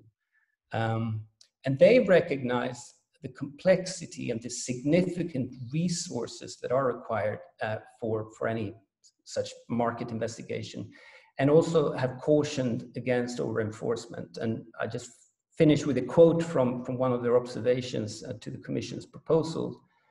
So, intervening where unwarranted would have significant negative consequences in the market in which intervention occurs, but could also deter pro-competitive innovation across all markets. So I think that's something to bear in mind. Thank you. Thank you, Per. This was, I mean, incredibly insightful. And it's so true, right? Actually, you know, I should have referred to the position paper of Chami Yu with respect to the NCT. And indeed, there we stress the fact that, you know, whatever, you know, the Commission does, it has to be pro-competitive. It has to be pro-innovation. So, and there are sufficient tools that are already out there. And I think Olivier already also mentioned, right, that the interim measures that had been there and nobody had been using. So, I mean, the tools are there. So just, you know, they need to be used in accordance to the particular situation or particular problem. Now, I'm conscious of time, so I want to move. I would have given you another round of comments, but I think we should move to our last speaker, John, to also touch upon something that Olivier mentioned, which is the foreign subsidy control. And we have already heard about the challenges of the new EU FDI screening. And, but there are also other extensive new investment legislation. There's a lot of legislation globally. So we are not talking just about the EU, not in the UK, of course, but, you know, globally. And I think it would be interesting if you could, you know, give us your views about the proposal on this white paper on the foreign subsidy control. Also, I mean, you have such experience as well, so it would be great if you give us your thoughts on how to navigate this brave new world, particularly when you're dealing with transactions. Thank you. Thanks, Salome. Let me also thank AmCham for the opportunity to participate in this very interesting panel. I will get to the white paper on subsidies, but let me just kind of take a step back and say, this feels to me a bit like a Back to the Future moment. Damian's mentioned that, you know, it's almost a kind of parallel with the very early days of the merger regulation. And I feel that certainly, both in relation to FDI screening and the national measures, but also the white paper. So, you know, we're asking ourselves questions, well, that were very, you know, familiar at the time of the merger regulation. So how will it work? I remember going to talk to a group of American corporate lawyers in New York in the intervening period between just prior to the adoption. And they said, are you really telling us that our deals can be stopped by the European Union? And I was a very young lawyer at the time, and I had to kind of summon up my courage to say, yes, actually. So we're asking ourselves the question, you know, how will these things work? Will it apply to this situation, to that situation? How will remedies, more known as FDIs, as mitigation work? And will the authorities be able to keep to the timings? These are all kind of familiar questions. Now, things will settle down over a few years, but it's going to take some time for that to happen. Looking at the FDI issue first, you know, it's become much more complex post-COVID because COVID turbocharged what was already in the works. And so you have legislation which covers what you might call opportunistic, or being described as opportunistic investments. In theory, some of those provisions have sunset and are expected to fade away or come back to Parliament. But I've always had a concern that once you've given politicians the power to intervene in deal making, they'll be somewhat loath to give it up. And I personally was one of the people who, when the screening regulation was being proposed, there were various skeptical people about whether it would actually happen, but I was personally convinced that it would happen. And here we are, getting used to it. Now, interestingly, in the FDI issue, you know, area, we have yet to answer this big question: will there be a lead country? You know, if FDI is more, if the investment is more relevant in one place, is that the country that will take the lead? But perhaps, let's say that there are 3 or 4 subsidiaries involved, and there might be, for example, you know, R&D activities in a number of countries. How is that going to work through? Because there might be different perceptions of relative relevance. And one of the big differences, I've drawn a parallel with the early days of the ECMR, but one of the big differences is that most FDI decisions are not published. You don't get to see the details. So over the, say, the first 3 years of the merger regulation, people were able to kind of read the decisions, and they were more interested, frankly, in the procedural issues at the time than the substantive issues. That led to the consolidated jurisdictional notice, which has now been in place a long time. But in the FDI area, we're not going to be having, I don't think, published decisions where you can say, oh, this is what the X government did last time, so this is how we expect it to be applied this time. And that's largely because, you know, some of these things are somewhat secret, but also because governments want to maintain flexibility. Turning now to the white paper on foreign subsidies, again, much to be worked through. But I think one of the geopolitical aspects, and you know, this panel is to talk about geopolitics as well, is that, you know, we shouldn't underestimate the what I think is the inevitable response over time from the US and China, as example, to that measure. You know, you would expect there to be you know, equivalent sort of response, and some people will have seen the very tough words of the Chinese Chamber of Commerce, where they engaged lawyers and other advisors to help them. So I think that, you know, the implications of that still need to be thought through. I think there are going to be some considerable difficulties of implementation. I'm not entirely sure how the Commission is going to be able to obtain certain information from third countries. That is already a problem, has been a problem in some aspects of merger control. I know that Carlo Esteva said, well, that's been an issue for decades, but I think this is going to be more challenging. It's going to be more like trying to extract some of the information in the kind of dumping cases where lots of problems were identified. So, you know, it's hard just at the minute to kind of assess the implications of we're a little bit behind in the state subsidy proposal compared to FDI, and once we see a draft piece of legislation, we'll be able to look at it more carefully. But I think that there are lots of implications that yet to be worked through.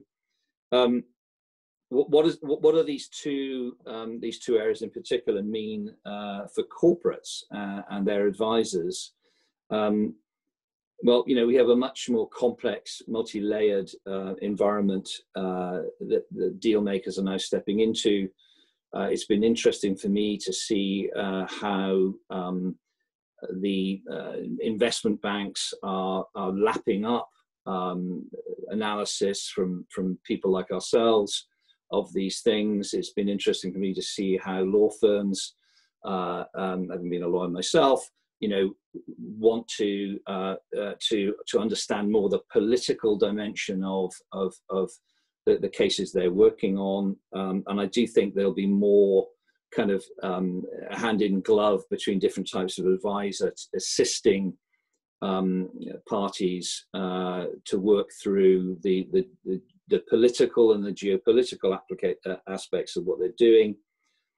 We're going through a period of considerable uncertainty and lack of transparency.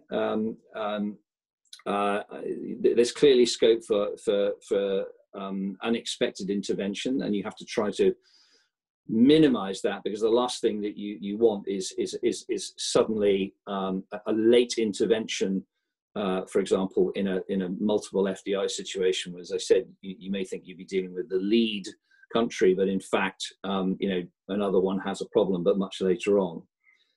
I think that leads inevitably to much more informal engagement with the authorities, and in the case of the screening mechanism, maybe it's engagement with the Commission as well as the member states, even though the member states themselves have got the decision-making authority. And I think, you know, one's going to be needing to develop a positive narrative about cases. So, you know, not so much only why does this not cause a security or other problem, but what's the positive narrative for a particular economy, And that's because, you know, governments want to know that, but also politicians. The European Parliament has often expressed views on competition issues, but in my experience, it's much more active right now. Member of the European Parliament, Jan Courtin, she's an antitrust trained lawyer. She used to work with me a long time ago. And so, you know, it's a different environment where, you know, you have to deal with the different stakeholders. Finally, in deal making, you have to remember you're only as strong as your weakest link, by which I mean, you know, you might get tripped up by something that you don't think is going to be a real problem, but actually it could still lead to a blocking of the transaction. And in that context, let me just go into a slight tiny sidebar about antitrust, because, you know, this is really, you know, an antitrust in a community, to say, you know, notice how the CMA in the UK has intervened in a number of apparently international, in some cases US to US transactions, and blocked those transactions. And the CMA wants to be at the top table of enforcers. But, you know, if you I think 5 years ago, people would have said, no, the CMA isn't going to block this transaction. Well, it has done, and more than once. So I think ultimately it comes down to very thorough planning and a step-by-step implementation through a multi-layered environment that we now face. Thank you, Salome. Well, thank you so much, John. And I guess, you know, I would have loved to have another round and discuss also sustainability issues, also, you know, the impact of the Green Deal objectives and geopolitics. And there are so many things that we could have discussed, but unfortunately, time is up. So we have to be respectful to the other panelists. I would like to thank you all. I mean, I think it was a fascinating discussion. I really have learned a lot. And I'm sure that all our listeners, the audience, will have done that too. I would like to conclude with just a note, and using by analogy what Commissioner Vestager referred to recently, which is design, right? Talking about design and the role of design in the area of competition policy, which I found beautiful. And basically, in this new, in this new world, our design, the design of our transactions, the planning of our transactions, of investigations, will have to incorporate not just the antitrust rules, not just competition policy considerations, but also trade, but also digital regulation, Green Deal, sustainability, and of course, geopolitics, which will play a major role in the whole new worlds that we are facing now. So with that, I would like to thank you all. I would like to thank our audience who has been there. I would also like to apologize to the questions, Jeff and Jay. We don't have the time to deal with them, but we will respond to you in writing. And now over to our 5-minute break. Thank you.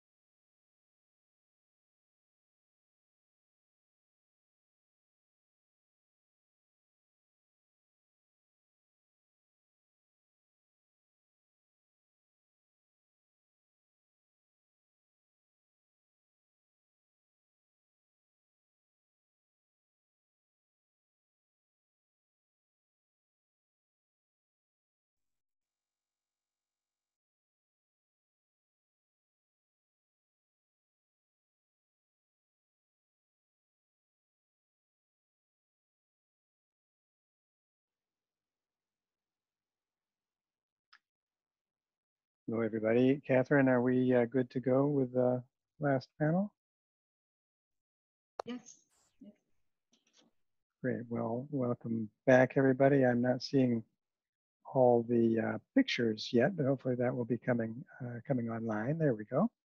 To finish up the discussion today, we are going to dive back more specifically into antitrust reform and initiatives after a very wide-ranging discussion about related initiatives in relation to foreign subsidies, to FDI, digital regulation, which was extremely wide-ranging and very interesting. Now, to wind up the panel, we are going to go back to our knitting, back to basics, focusing on antitrust for antitrust's sake. And we are very fortunate to have a panel here with, we will be leading off, hopefully we'll be able to see her momentarily, Inge Bernhards, who's Director for Policy and Strategy at DG Comp, and who, like Olivier, has returned to her original home of competition policy after work in a number of other areas within the Commission, most recently energy. And there is no one better placed than Inge, except possibly Olivier, to talk about the breadth of the issues that we are looking at in the antitrust space. We have David Cardwell, who's counsel at Baker Botts here in Brussels, and obviously representing the perspective of outside counsel advising companies trying to stay on top of these initiatives. And Carl Mask, senior attorney at Microsoft and responsible for a wide range of antitrust and digital policy issues on behalf of Microsoft. And he is clearly the one with the best Zoom background for this entire discussion, I think, with possibly with the drawing by Olivier's daughter for his discussion.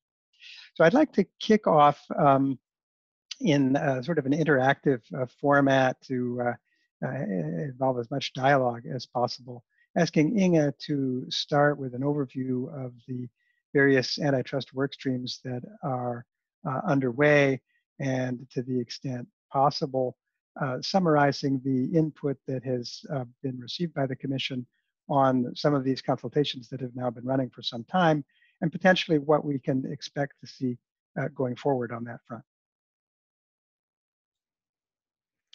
Thank you very much, Jay, and good afternoon to all of you. It's a pleasure to be back in the antitrust community and to meet so many old friends and colleagues again. Olivier mentioned it already, Jay, that of course we started already during the previous mandate, the first mandate of Vice President Vestager, a general review process of all three instruments in our competition policy portfolio: antitrust, merger control, and also state aid rules. And I'll come back to that in a minute. But as we also heard in the panel earlier, we are, in addition to the existing tools in our toolbox, also developing some new tools. The Digital Market Acts that Olivier has been talking about and that you discussed, and the instrument to deal with third country subsidies. And of course, as you mentioned as well, the interplay between those new instruments and the existing competition rules is an aspect very important to us. So that's something that we are very carefully looking at. But in addition, as so often in life, to what has been planned and scheduled, there are, of course, the unforeseen events. And the COVID pandemic, also for us as competition enforcers, has been such a dramatic event that has impacts for our daily work. It, of course, means that the focus is more intensely on state aid. Not only at the height of the pandemic, as unfortunately now we are seeing again in Europe in terms of keeping businesses afloat. There is a lot of liquidity support that member states are granting to their companies, and as a competition law enforcer, as state aid monitoring and surveying authority, we had to really act fast again. It reminded us all of the days of the banking crisis, where we put in place very quickly a temporary framework to let the money flow into the economy, whilst of course still making sure that in terms of worst effects and on competition, there were some safeguards built into that temporary framework. Also in terms of decision making, so far we are already at more than 320 decisions on state aid in the direct context of COVID. So just to indicate to you that on our daily enforcement lives, this is having a major implication, mainly in the state aid field, but also in antitrust and mergers. In mergers, we've seen some transactions, of course, being affected by the economic circumstances related to COVID. We've also seen some positive side effects, like accepting now digital notifications. I remember my early days as a competition lawyer in private practice, punching holes in huge binders of notification forms to then bring them to the Commission.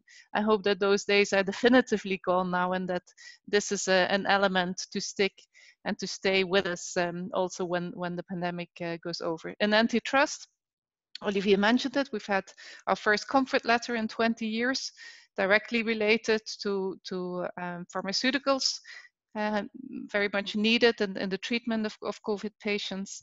And also there we've been putting a framework in place together with the national competition authorities to reassure businesses on what type of cooperation would not raise any competition concerns in this particular context.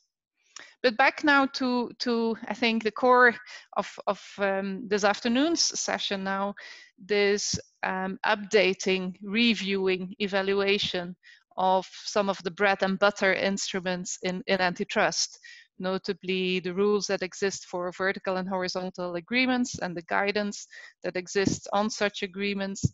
Market definition notice. Market definition, a very important component of EU antitrust law, but the market definition notice dates back to '97.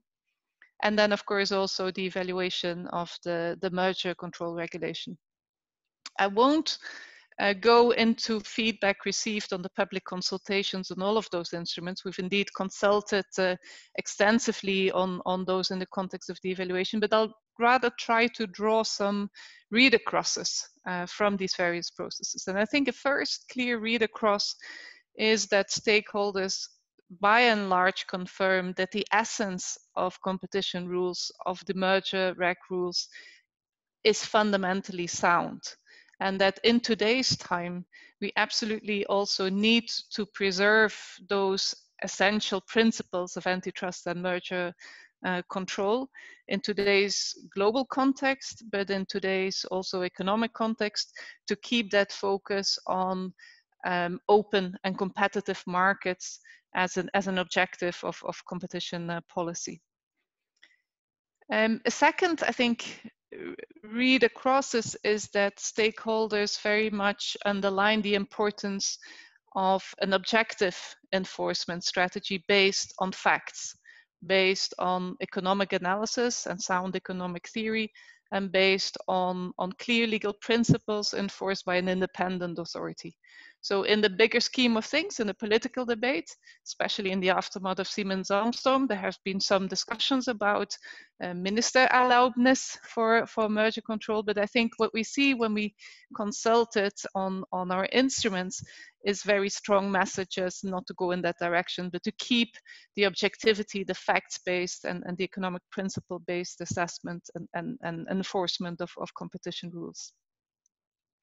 A third point is that the competition rules have a lot of inbuilt flexibility, precisely because they are based on facts, on economic principles, on legal principles, and that inbuilt flexibility should allow us to deal also with the major transitions that are happening in society, be it the digitization or the evolution towards decarbonized economy, for example, that it should be possible to find inspiration from the essence of the principles and to update rules more than fundamentally change them.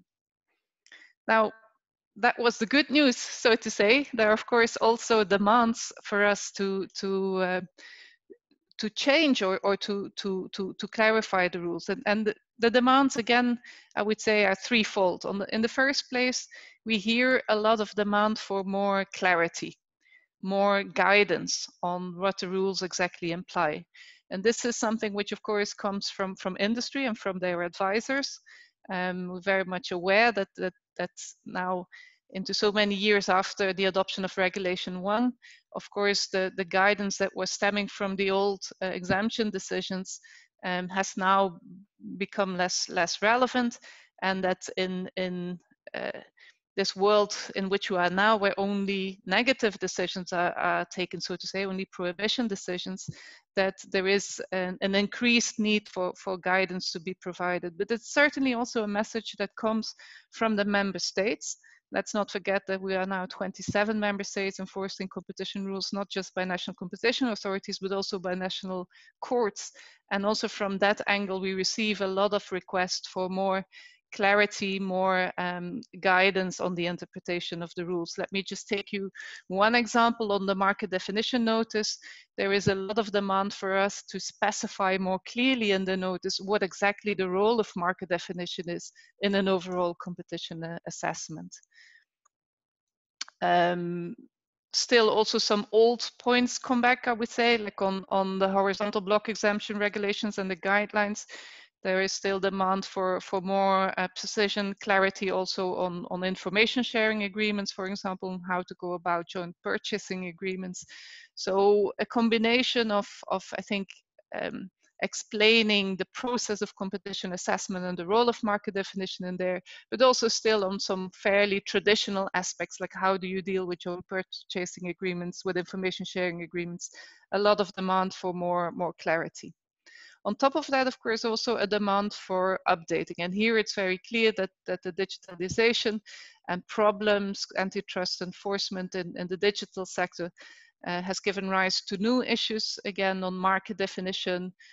We hear the request to be more explicit on how to go about multi-sided markets, for example. Is a very clear point. Of course, also in the revision of the verticals block exemption regulation, how we deal with distribution agreements, there is a clear indication that we need to take into account today's reality of distribution, of online distribution. And whereas in the initial vertical block exemption regulation, there was kind of an underlying feeling that we had to let e-commerce take off. Now you see almost the opposite trends somehow, and a more explicit request from distributors to leave more room for dual distribution systems, for example, even dual pricing schemes, than what so far has been the case. Third clear demand is demand for simplification.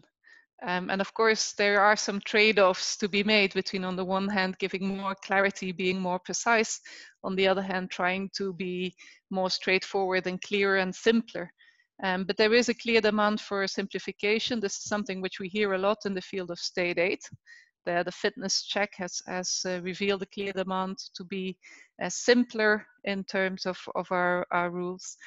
But also when it comes to the revision of the Merger Act, for example, there is still quite a lot of demand for more simplification, notably for those mergers which should not raise major issues. We have simplified notification procedures, but then we still have fairly long pre-notification discussions for those.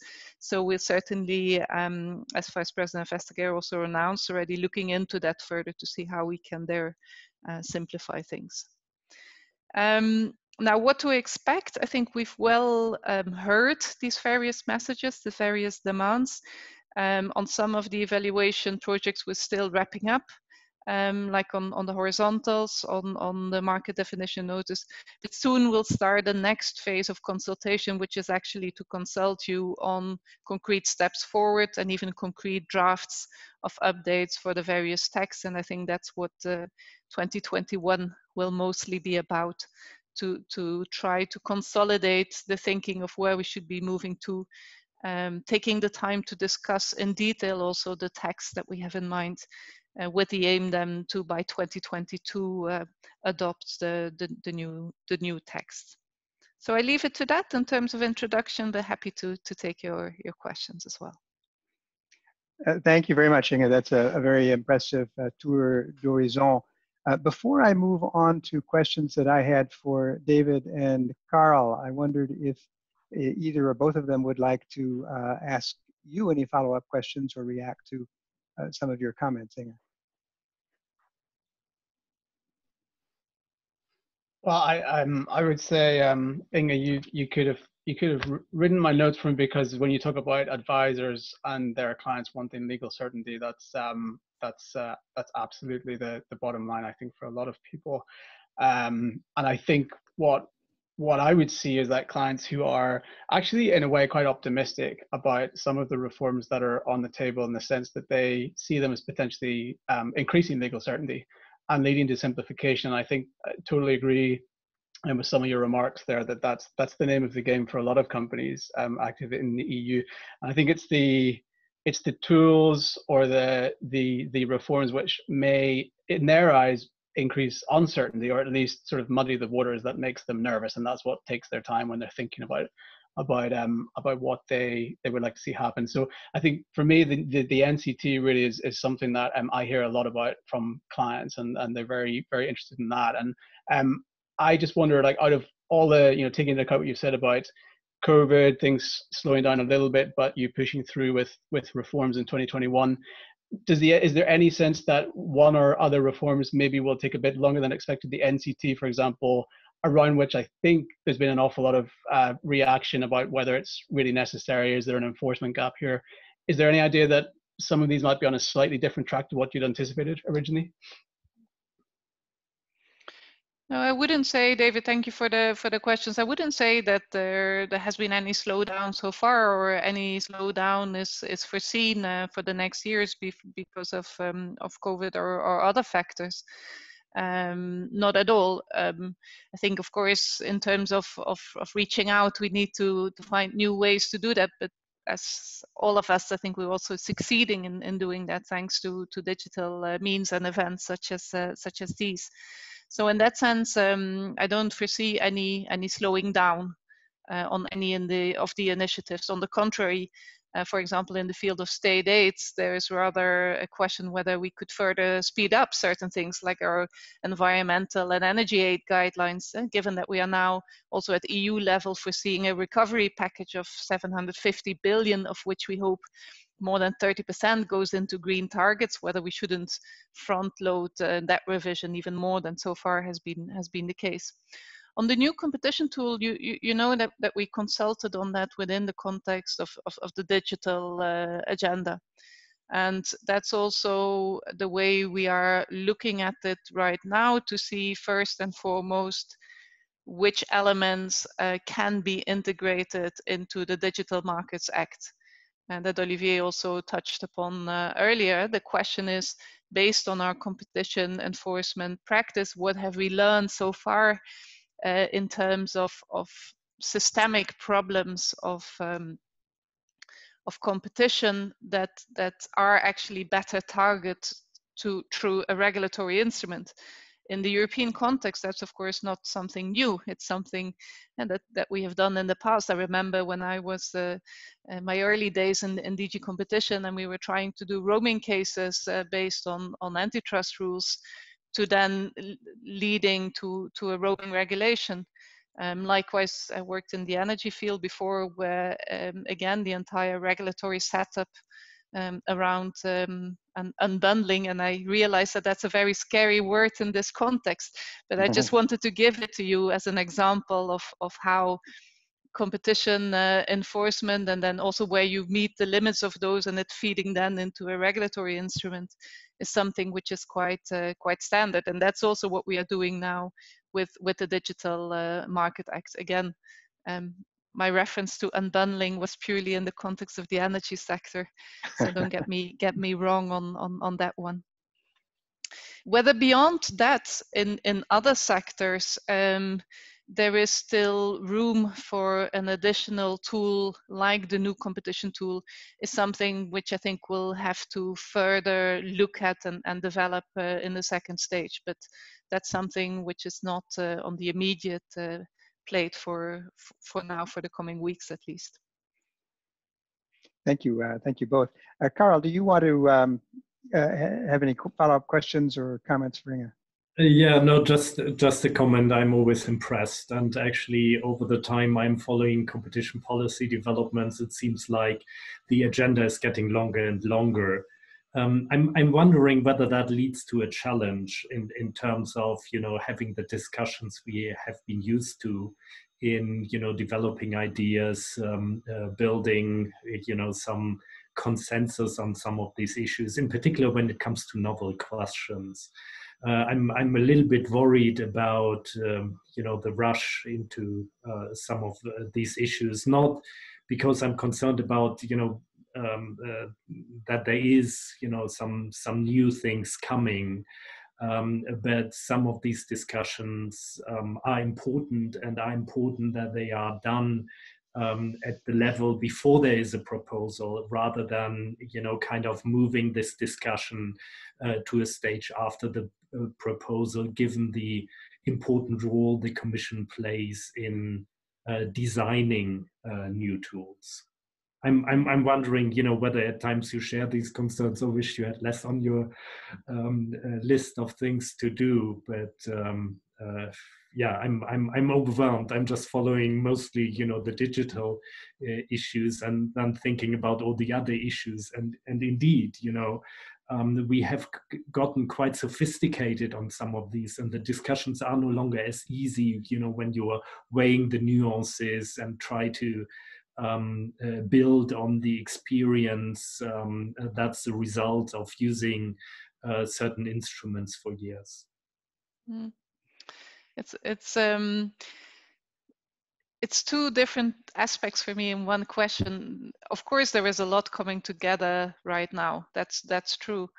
But I don't have the impression that things are going so quick, I must say. To be honest, when I came back to competition policy and I saw in my department the time frames for things like revising the market definition notice, I was really astonished. It's taking 3 years, whereas I've seen in other policy areas that I worked in, much faster development of initiatives.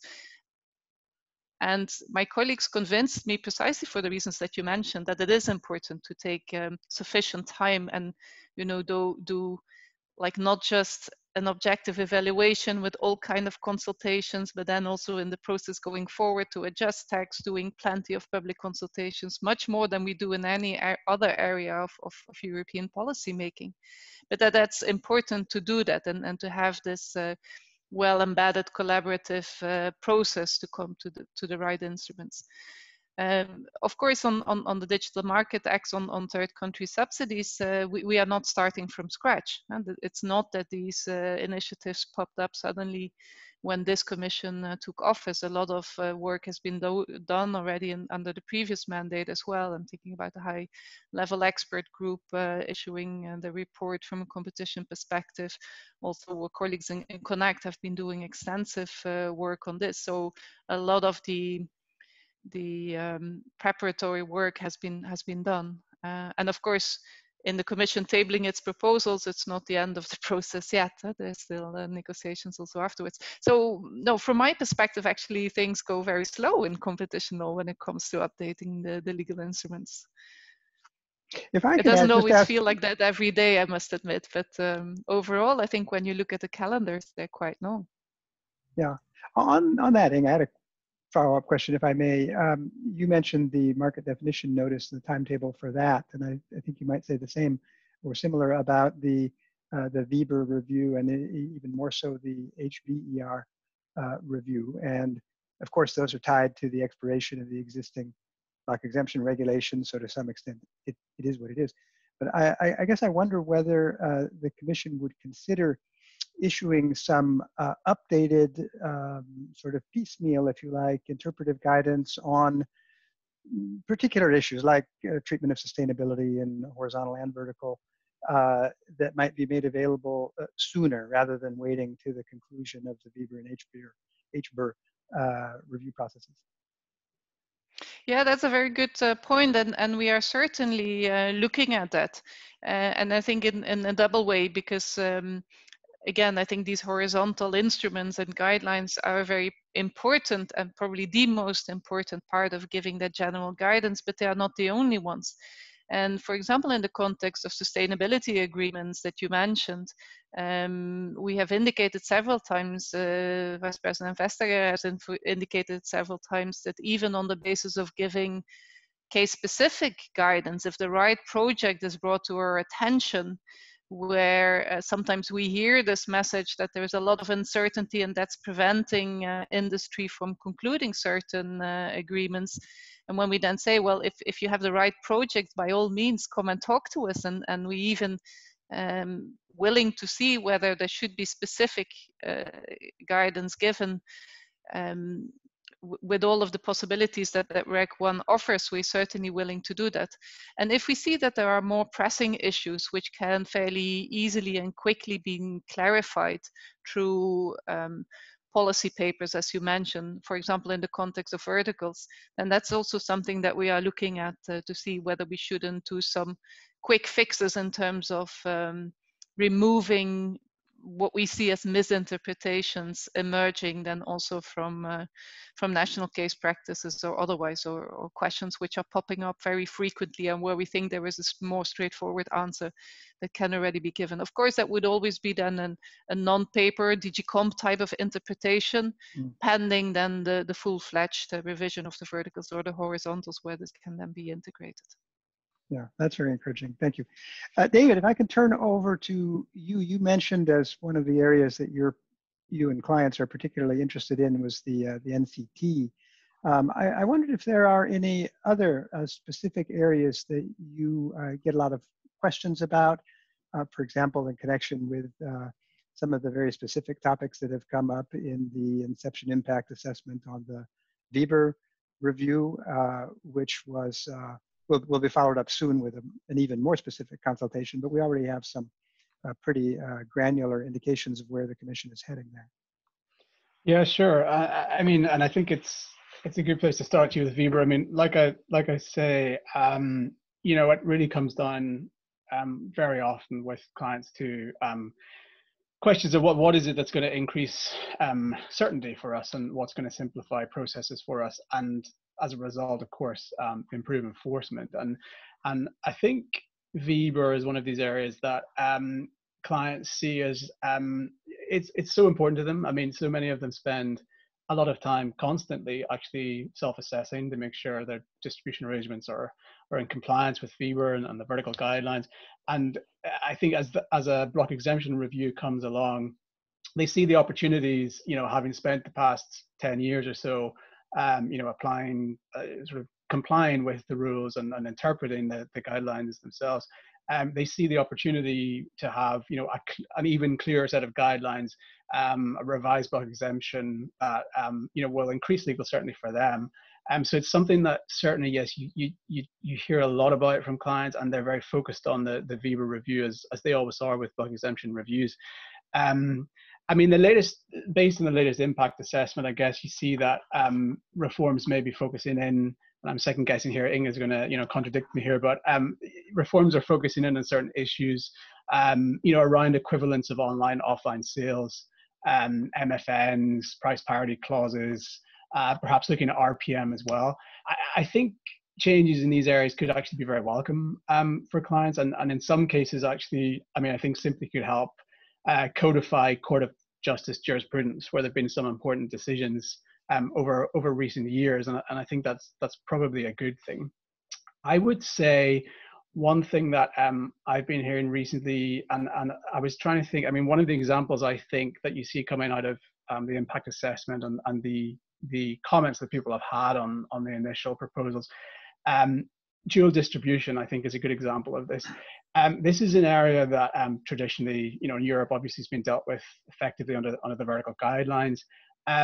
But I think if there's any move towards, or if there are concerns around the idea that the existing rules have the effect of basically exempting vertical agreements where there's more than just a non-negligible horizontal concern, then I think companies may well welcome clarifications in the area. But I think this is a good example of an area where clearly moves for revision may be really driven by the increase in online sales and digitization of the market. Makes a lot of sense. But there's a lot of traditional market sectors and companies who are active in traditional sectors that, you know, we represent as well. You know, suppliers of intermediate products, chemicals, and so on. And dual distribution is very much, you know, it's a very important thing for them. It's something that they're always very careful to make sure that they comply with VBER on, and they make sure that, you know, they're following the vertical guidelines and structuring the distribution accordingly. And I think whilst an awful lot, for obvious reasons, an awful lot of the discussion around VBER comes down to digitization of the market and online sales. That's obvious, but there's huge swathes of the economy in Europe which are still quite traditional in the sense of the products they make, the way they distribute them. You know, the intermediate products which are not sold online. There are other digital aspects to what they do, of course, but you know, they're not sort of distributing online in the same way as consumer-facing products. I think what we're hearing from clients is that they're very keen to make sure that, you know, that's not lost in the mix with the review. And I think the other point I would make with VBER, Jay, is that I think that the statistic I saw was that about 90% of vertical cases in the last 10 years have been dealt with by NCAs. And so I think any opportunity that comes out of a revised set of guidelines, revised bulk exemption, maybe some interim papers that, you know, Inga's mentioned in there, anything that corrects potential divergences between the NCAs, the Commission, national courts, that's always going to be very welcome. And I do sympathize with or empathize, maybe is the word, with Commission officials who are, you know, it's a balancing exercise with VBER. I mean, they're trying to make sure you got to balance, you got to have clarity and precision as much as you can on the one hand, but at the same time, and I've seen some comments from Commission officials about this, you need VBER, it needs a shelf life, you know, which is sufficiently long. It needs to be able to deal with, to the best it can, future developments in the market over the coming years. So you do need, I understand you need some clauses, you need some provisions in there which are sufficiently general in order to be able to deal with market changes in coming years. So I do recognize that there is a balancing act there. I mean, one other thing I guess I would just mention as a sort of more on the more positive side, if you like, something when I'm talking about an area for reform where clients see the chance for increased certainty, it is around merger control. And I wouldn't lose sight of the fact that, and I'd seen Commissioner Vestager's comments in this, and I'm glad Inga just mentioned them as well. Amongst all the discussion around killer acquisitions and other possible changes to the thresholds, it is clear, at least to us as third parties, that the Commission is still looking at how to increase simplification, make sure more cases fall into the simplified procedure, maybe have more cases which forego pre-notification talks. That's the sort of stuff, this is bread and butter stuff for so many companies, and us as advisors, we're handling so many, you know, merger related matters where this stuff really matters. You know, having your case in a simplified procedure as opposed to having sort of a full phase one review, which is on a deal which, you know, raises clearly no issues. That matters, and that's important. And another thing that clients are really focused on, and it's something that in 2018 was looked at quite closely by the Commission, was best practices on internal documents. Again, real bread and butter stuff, day-to-day, you know, rules, or at least conventions and practices that matter to clients. But you know, the Commission had their draft best practices 2018. It would be great to see some movement on that. I think clients, you know, they understand that, you know, inevitably merger control has moved to a world where a little more US style in terms of, you know, really getting a hold of and using lots of documents clients have. And often, of course, a lot of the internal docs support what parties are saying in their merger filings. So, you know, there's not that concern, but it's around process. It's around making, you know, the whole exercise manageable every time parties go into a merger. So if best practices on internal documents can form part of the merger proposals, that's the Commission's updates over the coming months, I think that's going to be very welcome. Harder to comment, I guess, on, I think it's more of a wait and see on the thresholds themselves. It's interesting to me that the discussion over the past year has shifted, I think it's fair to say, away from a kind of a rush, or well, it's not a rush. It's been around for, it's been talked about for a long time, but you know, it's headed away maybe from the idea of lowering the thresholds or changing the actual thresholds to catch other you know, killer acquisitions. And so you hear, you know, Pierre Régibaud, you hear Commissioner Vestager herself comment about that. I think this idea which is emerging about using Article 22 referrals, so getting national competition authorities to kind of act as police officers in a sense, you know, sort of keeping an eye out for transactions in their jurisdiction, which do involve important target companies, which are otherwise not going to trigger a filing, to use them as a sort of a tool to identify those transactions and bump it up to the Commission. I find that very interesting. I think that clients are going to wait and see just how the discussion evolves on that. You know, potential, you know, I can see the advantage to the Commission in simply using a tool in inverted commas, which is there in the merger regulation. So they're not changing the letter of the law as such, although they are changing the way that it's tended to be applied.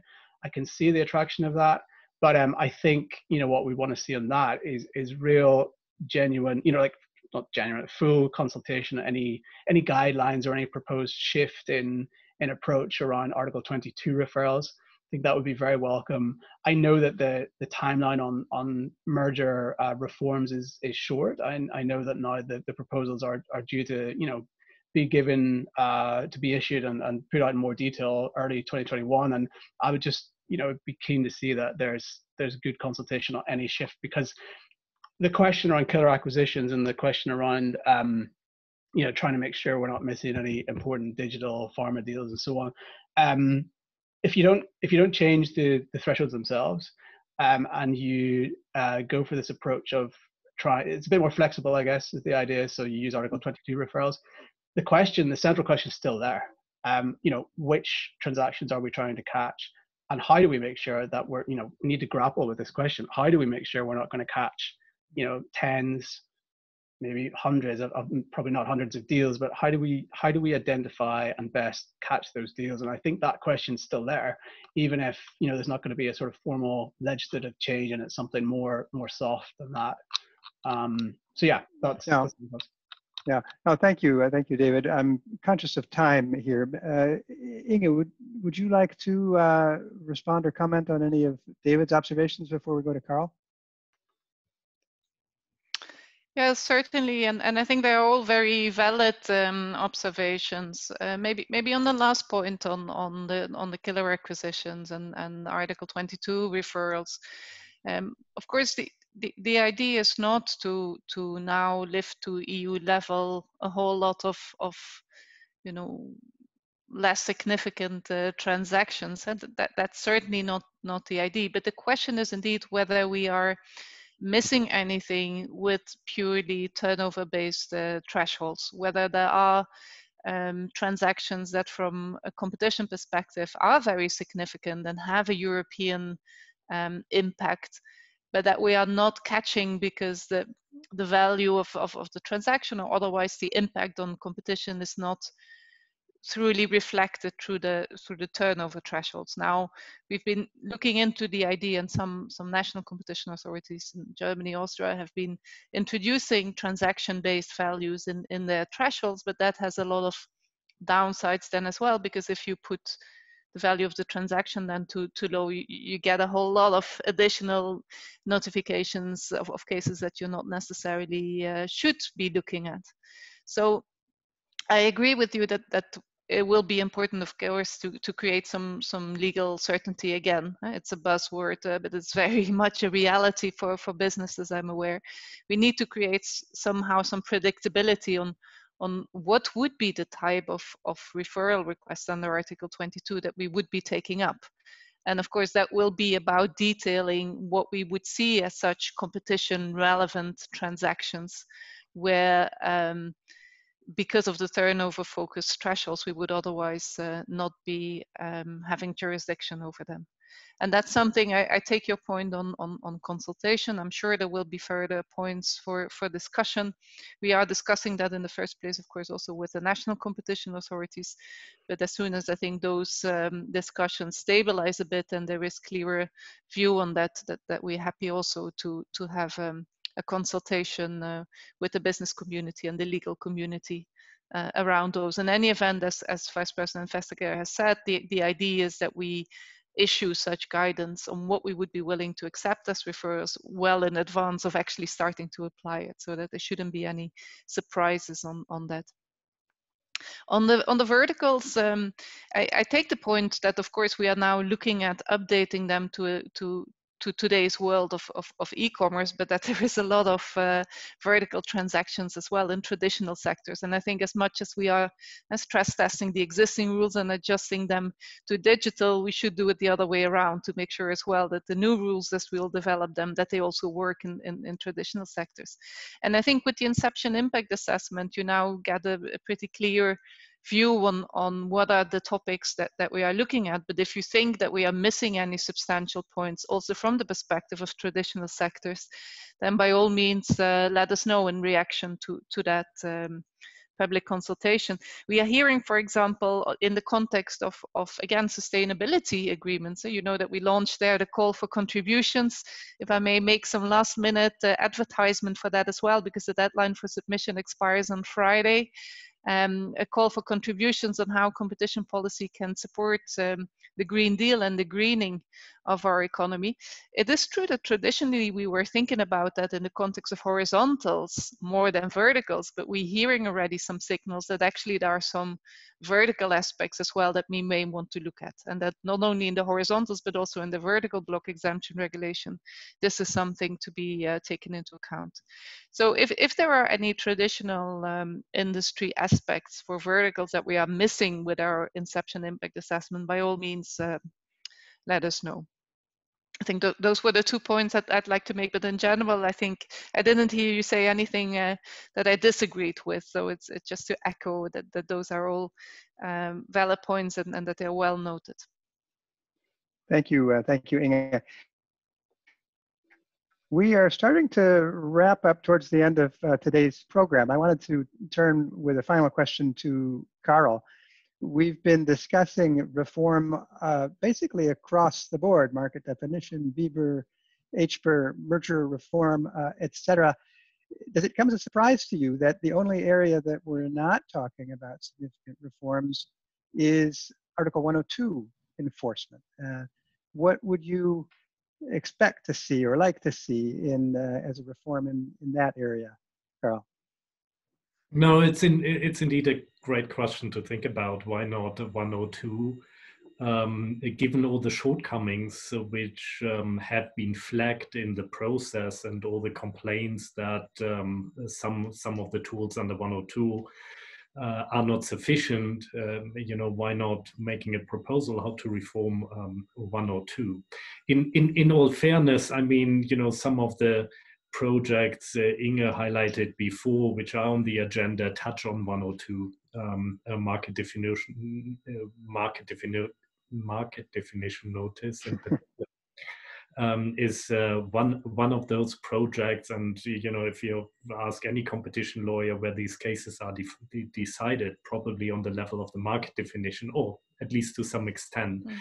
So that is a critical project. And then there is a lot of focus on the digital world and the proposals we see, the Digital Markets Act and the new competition tool, whether it focuses on the digital world or is broader, but is probably an instrument which is having at least some overlaps with 102, and I'm very happy to hear from Inge, to look at that interplay, because I think that's one of the big questions, whether this regulation, the Digital Markets Act, or the new competition rule is actually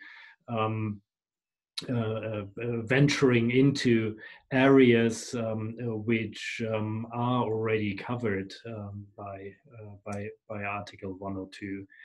in terms of, you know, classic enforcement, and despite all the criticism, we see a lot of enforcement in that space, and it seems that hasn't slowed down, rather accelerated as well.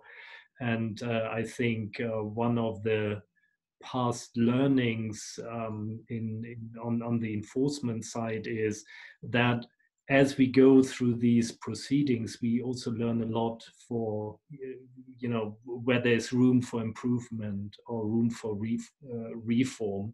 So I'm very much in favor of, you know, taking one step at a time.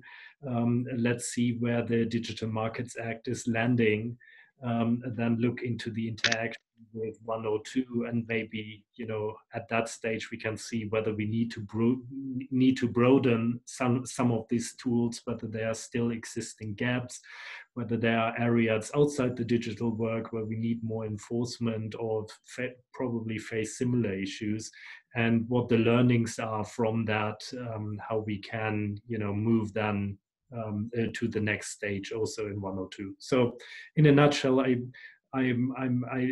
don't think that area is neglected. It's very well covered on the legislative side as well as on the enforcement side.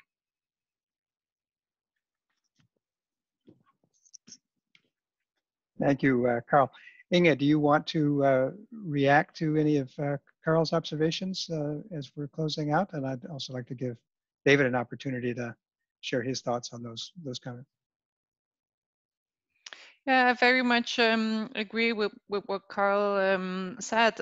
I think, again, when we look at markets, it's not only in digital markets, but also in some traditional sectors that we do see, you know, growing consolidation in some of the very traditional manufacturing markets, where you see that there is a growing concentration and consolidation. And I think is also still an open question on the extent to which the COVID-related economic circumstances may push in certain sectors to further concentration and consolidation as well. So the question about 102, I think, remains a very valid one, and it's absolutely important to stay very vigilant and to actively enforce the rules, not only in digital sectors, certainly also there, but also in other more traditional sectors. In terms of the review processes that are ongoing, I agree that the market definition notice is, of course, one with very direct effects on the application of 102. So, for example, again, the question of multi-sided markets, but also the exact delineation between potential competition and market definition, all of that, I think, is very relevant in the context of 102 as well. Yeah, so I'd leave it to that. But I think, as such, indeed, enforcement is important. We, of course, continuously developing also there the theories of harm, testing them in concrete cases. It's very much also an area of interesting international cooperation. I think we are absolutely in this area working with competition authorities around the world and exchanging views and expertise on similar instruments, slightly different instruments that they have and how effective they are. And for sure, also with the new administration in the US, we'll be looking to develop cooperation on those elements as well, as we've been doing in the past. Likewise with the CMA in the UK, even after Brexit, the landscape of our cooperation will be a bit different, but we'll continue to explore also in this field of 102 what we can learn from each other and how we can together enforce in an effective manner.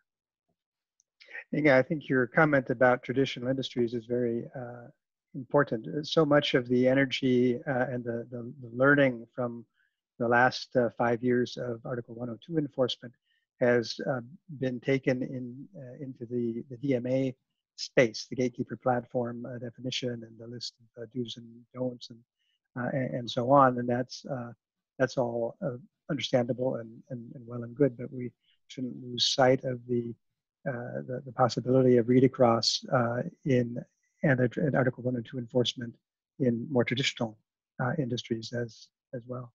David, do you want to add a thought on or comment on this Article 102 perspective before we wrap up?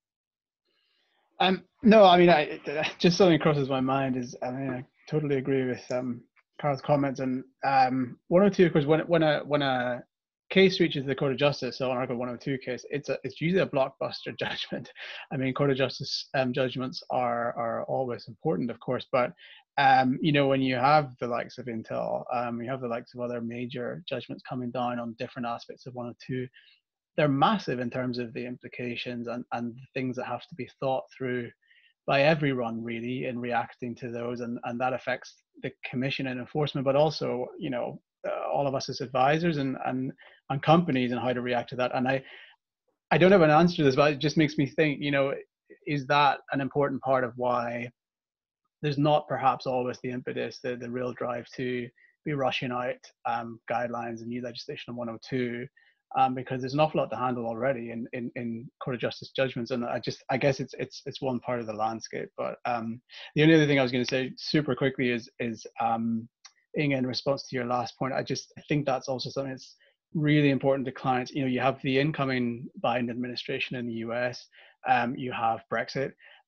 These are geopolitical things that are not within the control of the Commission, but the Commission's a fundamental part of working through those issues from the European perspective and shaping how cooperation develops and solidifies with the UK post-Brexit, and also with the US. There's so many changes, I think, coming up in the US now, and clients are really focused on that, but it's hard to get a handle on, of course, on what that means practically for them in the coming years. But totally agree with your comments on it's going to be interesting to see how cooperation develops on that front as well.